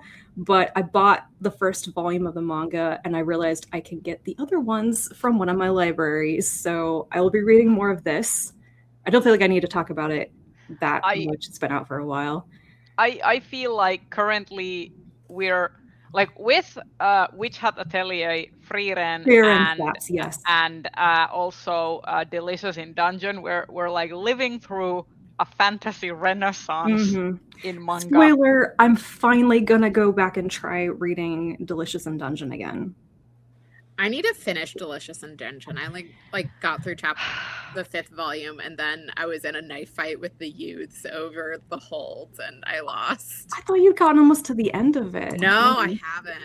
Oh. Delicious in Dungeon is like I'm waiting for the second season. Also, I never showed my new nail set, so ooh, pretty.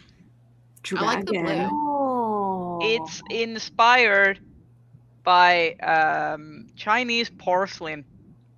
That actually also reminds me, there's Mexican porcelain that's like that was influenced by Chinese porcelain because the trade that would go from China to the Philippines to Mexico and then to Spain. Oh. There's a tile museum in Lisbon, Portugal, that if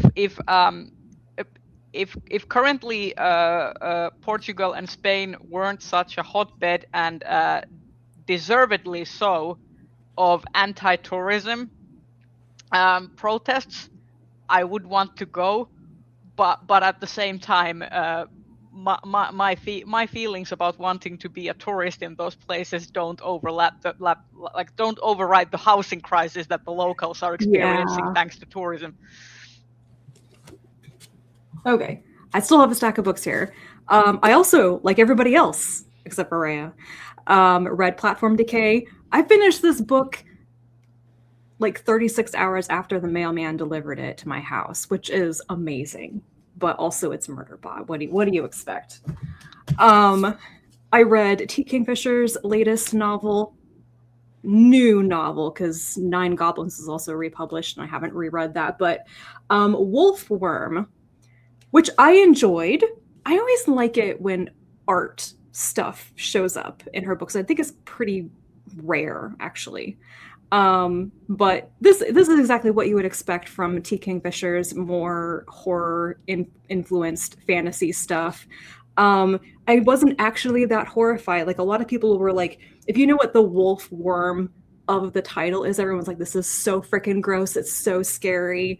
I don't know. Like I went into this originally thinking that it was going to be like Mothman in the Carolina woods. And I mean, at the time that I was reading it, I was literally in the Carolina woods. So I was like, should this actually concern me somewhat? And then it wasn't actually about that. It was about bugs. And I was like, I don't know. I might be too young to be really scared of screwworms, because screwworms are not like a thing in although the modern they're day. coming back. I know, but they are coming back, and so I guess so anyway, like the living skeleton guy, not to be too spoilery here, horrific, but didn't really concern me that much because I also guessed who he was, and I went, oh, that's fine, fine. Is a wolfworm referring to a real bug that exists? Okay. Yeah, don't Google screwworms. Like text only. Yeah, they're very gross. Now I don't want to do it. I don't I'm think I don't scared. find it to be that like squeamish or anything, but maybe it's also that I just kind of figured out what was happening. Anyway, a completely random book that I decided I needed to read is The Anomaly by Michael Rucker. I wanted to read this book because not that long ago on Blue Sky, KJ Charles was like, I finally found the archaeological thriller of my dreams that's actually written well, and it's this book. And I was like, never heard of it, but archaeology, one of my buzzwords. It really wasn't all that. KJ Charles let me down just a little bit. I mean, for a thriller, and I'm not usually the target audience for them, fine. I didn't think it was scary. I didn't think it was that thrilling. And it's way more about pseudo-archaeology than real archaeology, which I didn't realize that was one of the buttons you could push with me, but pseudo-archaeology and like anti-scientific stuff is like really on the rise right now. And I actually follow some people who are like talking about that. I was like, oh, wow. The main character of this book is a sad divorcee who just really talks about pseudo-archaeology stuff all the time instead of letting an actual archaeologist talk about it. Sad divorcee, man or woman or Man. Boo. Yeah, he's like, I'm not really sure what happened to my relationship, but Christy left me. Anyway, I can guess. It's actually science fiction, but there's no explanation. So, you know, if you want something that's like Indiana Jones, but in the Grand Canyon and piles on a lot of pseudo-archaeology, scam stuff, like whatever. So it was entertaining, but I'm not sure that I really got what I wanted after a really long, week-long quest to find a copy of this book. It's going to go in the little free library in my neighborhood. Somebody else can take it. And then lastly, I have 2 graphic novels I'll talk about really quickly. I got Salt Magic by Hope Larson and Rebecca Mock. I got this one purely because Hope Larson did the graphic novel version of A Wrinkle in Time some years ago, which I really liked. And I'd actually never seen anything else that she'd done before. So this was actually really interesting. It's set right after World War I. A 12-year-old girl's brother comes back from the war. He's been wounded and he's been in France. And when he comes back, a mysterious woman in white shows up, wants him back, and then she curses his family's farm so that they're well. Their well in the middle of a drought only produces salt water, and the younger sister goes on a quest to break the curse. And I actually really enjoyed it. I think the ending was a little bit confusing because it didn't take its time with this kind of like time segue thing. But other than that, it was really good, and I really liked the artwork in it too. So, and this is the kind of like almost like Texas Southwest vibe that I don't mind. So, yeah, Salt Magic. Now I kind of want to read that. I think that you and Kelsey would both probably really like that one. Let's see, does my library have it? And then I also read Fitting Indian by Jyoti Chand and Tara Anand. This is a contemporary graphic novel about a teenage girl who is Indian, and it's basically her issues with I'm blanking basically, but there's some trigger warnings in this for like self-harm and things like that, but she's not fitting in. She feels like her family has expectations of her as a woman that are very unfair compared and contrasted with like their expectations of what her older brother gets to do with his life and such. And also a lot about the lack of acknowledgement, treatment of mental health issues and like actual disorders like schizophrenia or bipolar disorder in this community, in Indian communities in general. So that's a big theme in it. This is a pretty random thing for me to pick up, but I had seen it in a bookstore before and just was like, I like it. I want to read it. So I enjoyed it. I don't have anything terribly important to say about it, but it's definitely, I think this one is it's the kind of book that the right person will pick it up and it will speak to them in a way that they really need to hear. So I would recommend it.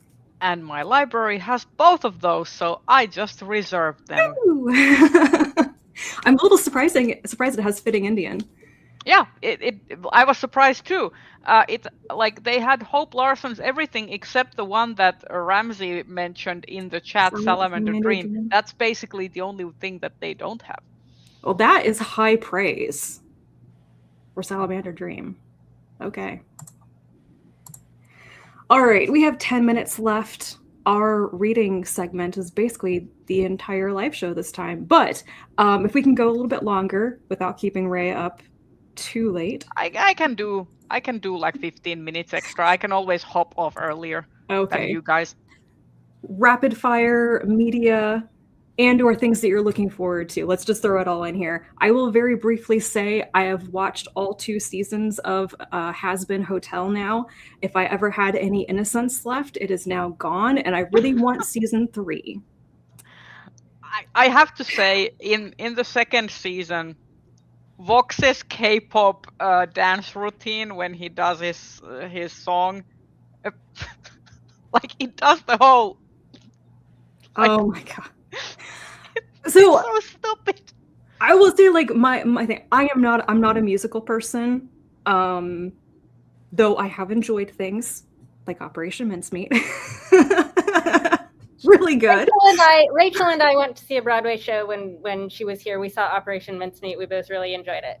It was so good. I'm still raving about it to everybody. Like, I actually saw a Broadway show and it was really good. But I don't actually like the musical numbers in Has-Been Hotel. I kind of just tune out once I get the gist. Like all the songs are so expository. They like tell you exactly what they're about. By the time you get to the end of the first chorus, I'm like, I know what this is about. Can we move on to the next scene now? So not my musical jam here, but you know, season 2 ends on that phone call and I'm like, I'm sorry, I thought I was going to get Lilith in season 2.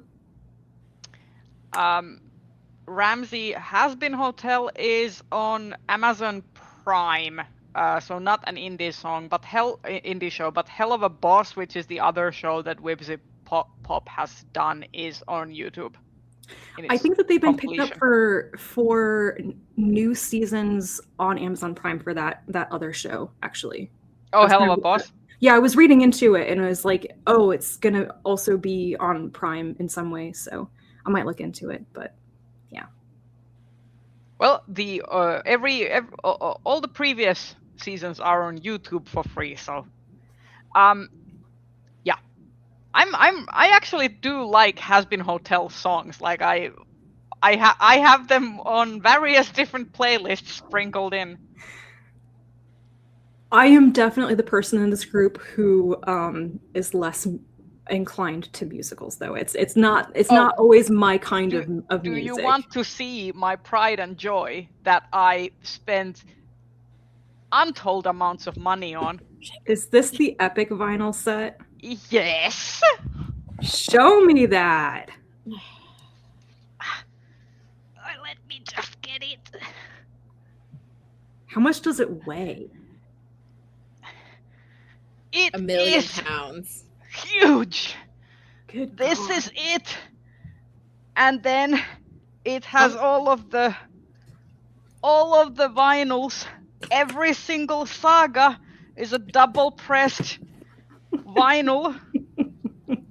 All right, we're done. And Woo! This is definitely That's so shorter pretty. than I thought it would, but it's for sure gonna stretch out when Oh, it's yeah. unlocked. every single one. Gorgeous. Gorgeous. Hey, Leia, Luke, would you like? Nope. They do not want to be babushka. Too bad. Yes. And this is what it looks like as well. It's iridescent. I love how we've got the split screen of here are these beautiful vinyls. Here's a cat wrapped in a shawl. He's so mad at me. He's just like, Oh, this Airplane betrayal will ears. be dealt with. We What are we you can doing? do multiple things at the same time, Yeah. clearly. I have not seen Maul Shadow Lord yet. It is definitely on my list. This feels so weird for me to just. The Acolyte getting canceled kind of soured me a lot on Star Wars, so I just did not watch Maul while it was airing. I do want to watch it. I just haven't yet. So, I can talk a little bit. So, so first of all, I started watching a bunch of anime. I started watching Gachi Akuta, which has been all the rage like end of last year, early this year, and it is basically shonen battle anime similar to your Bleaches, your Jujutsu Kaisens, etc. Lots of people fighting battles, but the general premise of the show is that there is this like place that is like split between this like really posh like bourgeoisie area and then like the poors living on the other side with the trash that is like thrown away by the elite. And then if you get committed of doing a crime, you get thrown out of the planet or the place, and you get thrown into this trash pit, essentially. And the main character witnesses his adoptive father's murder and gets basically like framed, like he gets blamed for the murder and he gets thrown into this pit. And he survives the fall, and it turns out that in the pit there are these trash beasts, like there are these monsters who come to life. And the idea is that what if you take care of an object and imbue it with like a lot of care and love, what will that object become? How will that object help you? And the opposite, what if you discard things and like imbue stuff with like negative feeling, like what do they become? So essentially that's those like monsters. And it's really cool, the idea like every single character has like an item that they take care of, and there's like a positive message that you should mend stuff, and you should take care of the things that you own, and like when you take care of the things that you own, they can be imbued with powers to help you in battle. But it's fun. It's I'm starting to think that maybe I should read the manga as well, because it has a really interesting and unique art style, and also like bonus points for actually having like non-caricaturist black representation as well. Oh, because sometimes manga and anime are not always the best when it comes to depicting black people. I am still so weirded out. I'm still watching Full Metal Promised Alchemist, Neverland, and I've gotten to the second half now, where one of the chimera characters or whatever is black, Yeah. and every time I'm just like, you made a choice depicting him like this. You could have drawn him slightly differently. Yeah, I understand what you mean, and I think in Full Metal Alchemist, obviously my opinion really, it like does not really matter in that sense, or like, but like in Full Metal Alchemist you have several characters who are either coded black or people of color. Mm-hmm. So there's like a pool of different archetypes, some of whom are more problematic than others, But then, for example, in Promised Neverland, the only adult character who is black is essentially a racist caricature, which always rubbed me the wrong way when I was reading it, because the series has a lot of child characters, and the child characters are like treated with respect. Mhm. But then the adult character is essentially the black character growing up into adulthood is not allowed the dignity and respect. There's some commentary to be made there about the loss of innocence leading to, depicting the adult character in a little bit racist way. Oh yeah, the gay rep and the also the kind of low-key trans rep in Wait, Fullmetal what? Alchemist is Did I miss this? it's Do I not need great. to know? Do I need Well, to know? Well, the Winry goes to Winry goes to the city where there's all of these auto male, the like, and the we- affiliate. yeah, Yes. and Winry's mentor is Yes. Yeah. essentially coded like a madam of a gay bar, Yeah. and it's a whole thing. I managed to scrub that from my brain every time a scene ends. So yeah. But at least the thing with that also is that, like, yeah, it's sus, but at the same time, at least that's a positive character for Winry in terms of like the character is not an antagonist or like treated with disrespect by the other characters. Yeah. But that said,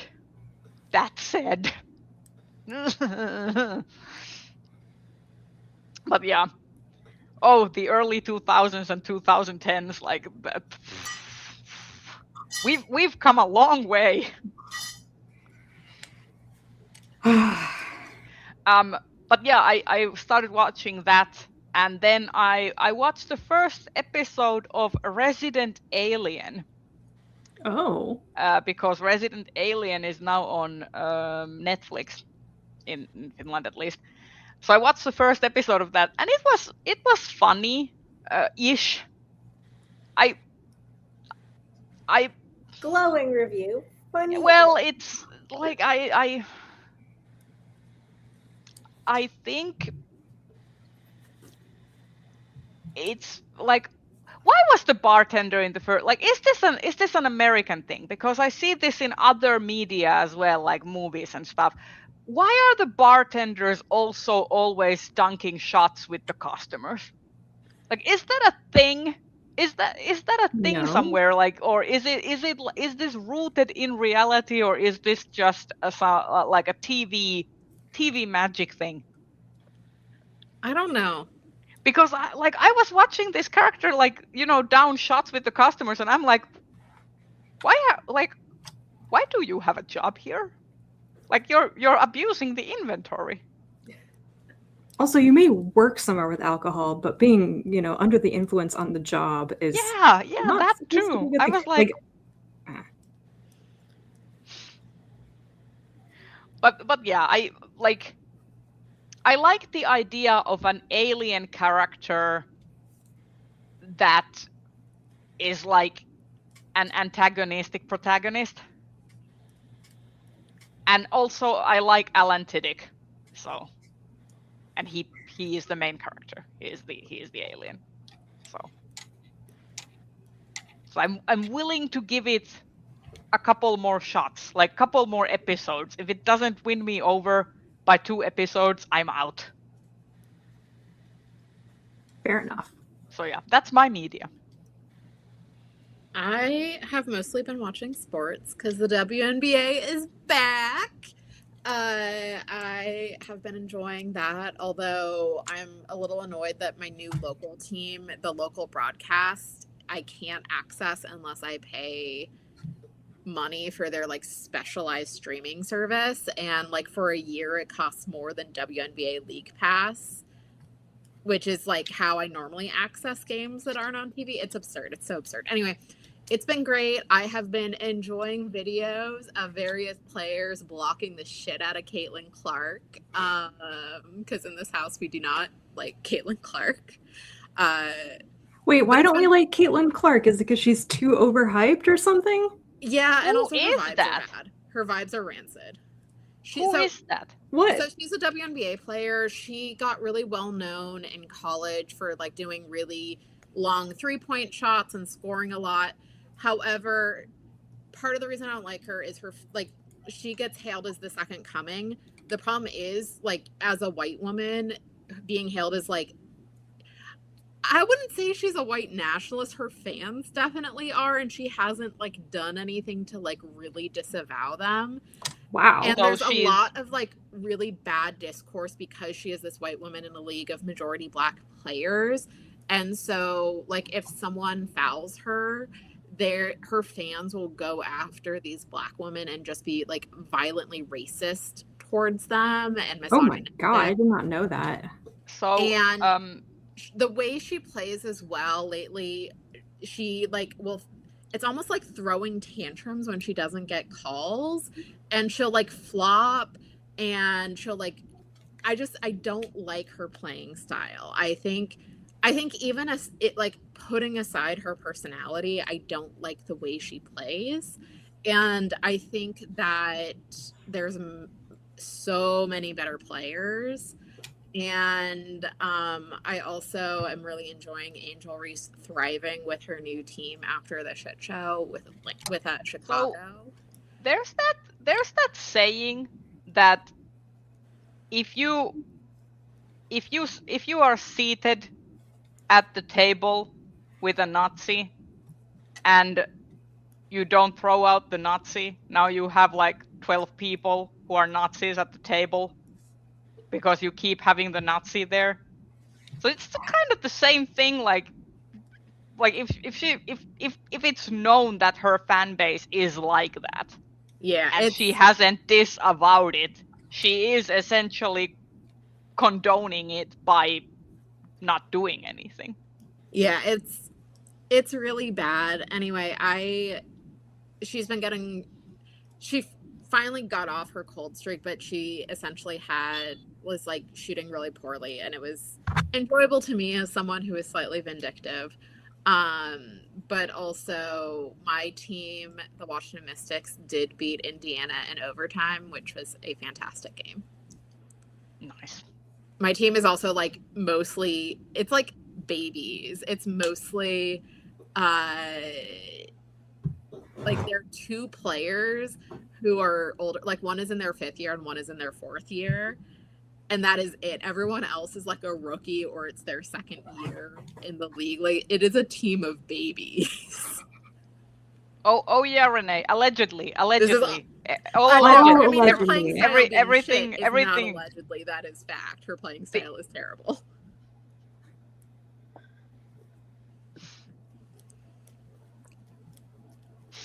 Oh yeah. All right. Anyway, that's what I've been watching. A lot of sports. Kelsey, do you have any media to talk about? Not that I need what to is spend the- our like overtime on the live stream discussing now. Do you want to give like the top 3 bullet points of ice skating drama? The off-season skating drama. Ice dance splits, pairs team splits, new pairs teams. Top 3 for me that come to mind. Basically, everyone's splitting up in Canada. The depth of the Canadian dance and pairs fields has absolutely vanished because all the teams are splitting up. Oh no.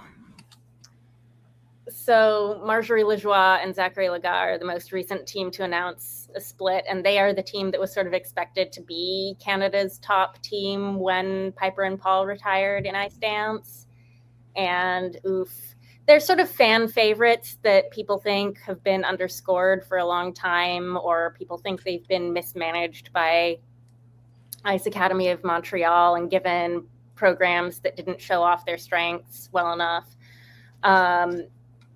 Yeah, lots of fan upset about them splitting right when they were poised to potentially become, you know, a top few teams in the world team.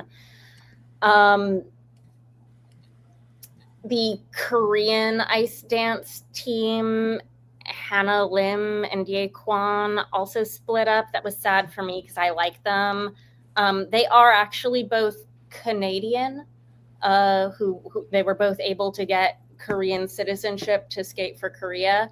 But who knows? They might both end up, one or both of them might end up skating for Canada with a different partner. Maybe someone from one of these other team splits. Fabry and Air split, and then like a couple other teams who weren't on my radar because I don't know that many Canadian ice dance teams. Is there a reason for this, or is everyone just like, okay, we're done? Everyone getting ready for the next one. If you're gonna do a big partner shuffle switcheroo in ice dance or pairs, you want to do it right after the Olympics, so you have the next 4 years to build up to the next Olympics. You don't want to have your new partner right before the next Olympics. Yeah. Well, except for, you know, those people skating for, God, gosh darn it, France or whatever. They have not announced any sort of retirement. They could do us the dignity of retiring with their Olympic and world gold medals, and the victim of we want them to both disappear. Oh yes, yeah. So the accuser in the Nikolai Sorensen case, who has previously been anonymous, came forward. It's just a very upsetting situation. There's information on that if you want to search it online. I don't think we need to rehash all of that. So it's like an abuse situation? Yeah. Okay. So it's a sexual assault situation, and this was Laurence's former partner when she skated for Canada, and her fiance. Right. But is like I'm under the impression, allegedly, covering my bases, but I was under the impression that there seems to be a trend or almost an institution of these very weird guys marrying their very young partners. Okay, but that is the same sport. That is a different thing, because this is a guy who was not a Russian skating for America. This was a Danish guy skating for Canada. Different situation. Yes, there were a while ago a string of Russian ice dance guys marrying their very young skating partners at one training center in Colorado. It's the whole thing. Because they need citizenship for the next Olympics. The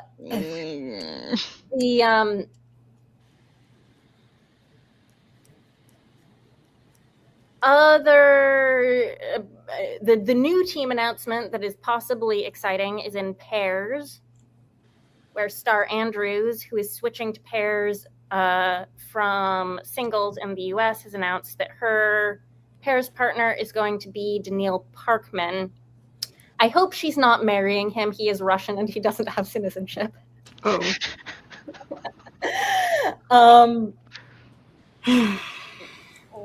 He was previously skating with Katie McBeath. I think they came third at U.S. Nationals this year, but he doesn't have citizenship, so they weren't eligible for the Olympics.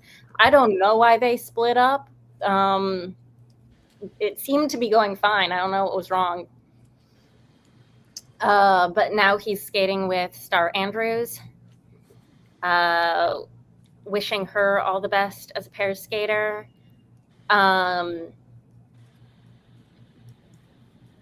That's all the off skating off-season figure. Oh, Kaori Sakamoto announced out of nowhere that she got married. I did see that. What? She had a boyfriend and now she's married. There, that's it. That's all the off-season figure skating news you need to know.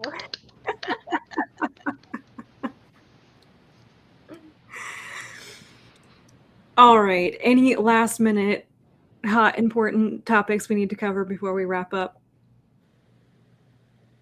I wanted to mention very offhandedly this book that I bought when I was in Estonia that was apparently would have been eligible for best related work, but it was not on my radar at all.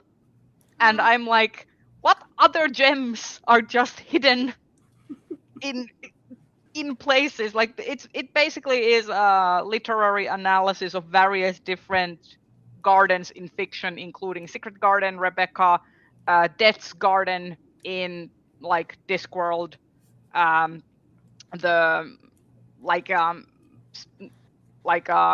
of Narnia, all of that stuff, Alice's Adventures in Wonderland, and it just is beautifully illustrated and like just lovely to look at. A real person illustrated this in Beautiful. this age of AI slop. Like it's very important to, whenever I find something that is like handcrafted and nice. And now I have a huge reading list of stuff that I want to get to so that I can read all the analyses of the stuff that I haven't read yet.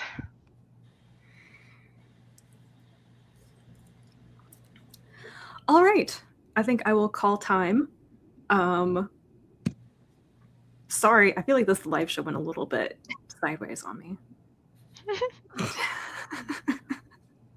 A kind reminder, we are not professional. We are fans of things. We're doing this from our very sparsely and haphazardly decorated living rooms that are not Gucci in any way. So We show up to talk to our friends. yes, exactly. Like on some podcasts, they just slowly get drunk. I think we just show up sleep deprived and scatterbrained and try to hold it together. I don't even know like. how I think we would all have to be in the same place for like a tipsy live stream just because of the hours involved. It wouldn't work anyways because I don't drink. Sorry. I could never do tipsy because I just fall asleep at a certain point. It'd be like really fun for about 30-45 minutes and then I'm out.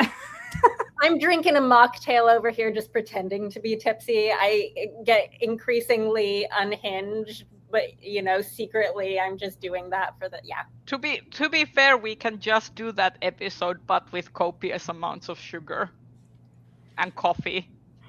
I mean, give us time to prepare. We'll show up with our sugary drinks, lots of sugar in the tea, and chocolate. I do remember that one time, but that it was not a live show, but like we had a watch party for the New Zealand Hugo Awards, and that was the stream where I think I downed half a bottle of Hendrick's gin. I think I lost it by the time Martin was wearing the 7th hat. My recollection is that I finished a whole bottle of rosé before he stopped talking. And I was laying on the floor talking to people on Discord like, oh my God. Yeah. Oh, those were the times. And I usually am a fan of hats. I'm a fan of outrageous hats. But the hats could not save that situation. Oh well. Jog down memory lane. But yeah, good times. No, I'm not entirely sure. Are any of us going to be attending the Hugo Awards ceremony this year? I'm not. It's just a bad time for me. I don't know. In There's the still a US. chance I might, but I don't know. I feel like this might be an opportunity to do our live reaction get together. Yeah. Yeah. I think we should. like I the should next be on day. summer vacation at that time, so I don't even Yeah. have to worry about getting to work. It's a little bit later in the year than I think it typically It's is. in Like, late August. It's closer. I feel like yeah. But it's lately. still a Saturday, isn't it? Should be a Saturday.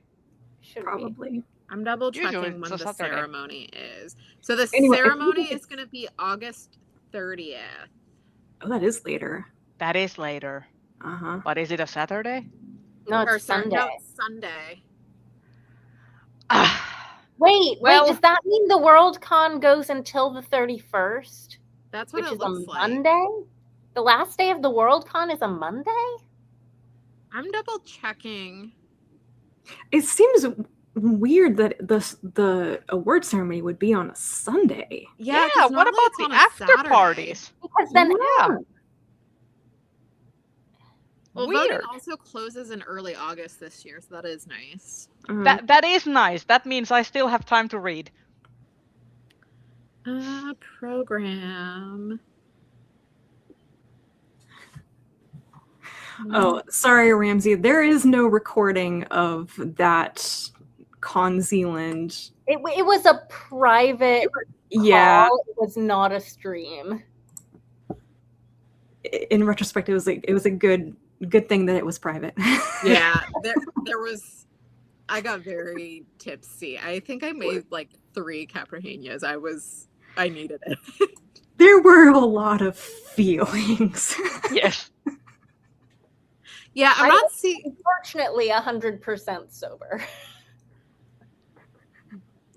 I do think it was a missed opportunity that Chelsea's video when the host talks less was not nominated for best related work. But at the same time, I understand it's like, people get in their feelings, when it feels like it's coming from a personal attack place, even though it wasn't a personal attack. It was just like, it could have been Mm-hmm. shorter. Mm-hmm. Mm-hmm. All right. Well, we will make Worldcon Hugo Award plans. It is coming up faster than I thought. Oh my god, Yes. where's this year going? We should say goodbye and get Rhea off to finish their homework. Yeah. Wish me luck. I have roughly 40 minutes until my deadline. Jesus, you better text me that you got it done so I'm not worried. I'm gonna be like, Oh my god. Okay. Well, we're done now. Thank you all for joining us. We will be on Rhea's channel next month. We will let you know when the date is. When we know. Because we just don't know sometimes. It's a surprise. We'll know when you know. Yes, exactly. Yeah, it is a surprise to us. That is basically So- the thing. Okay, bye-bye. Bye, everyone.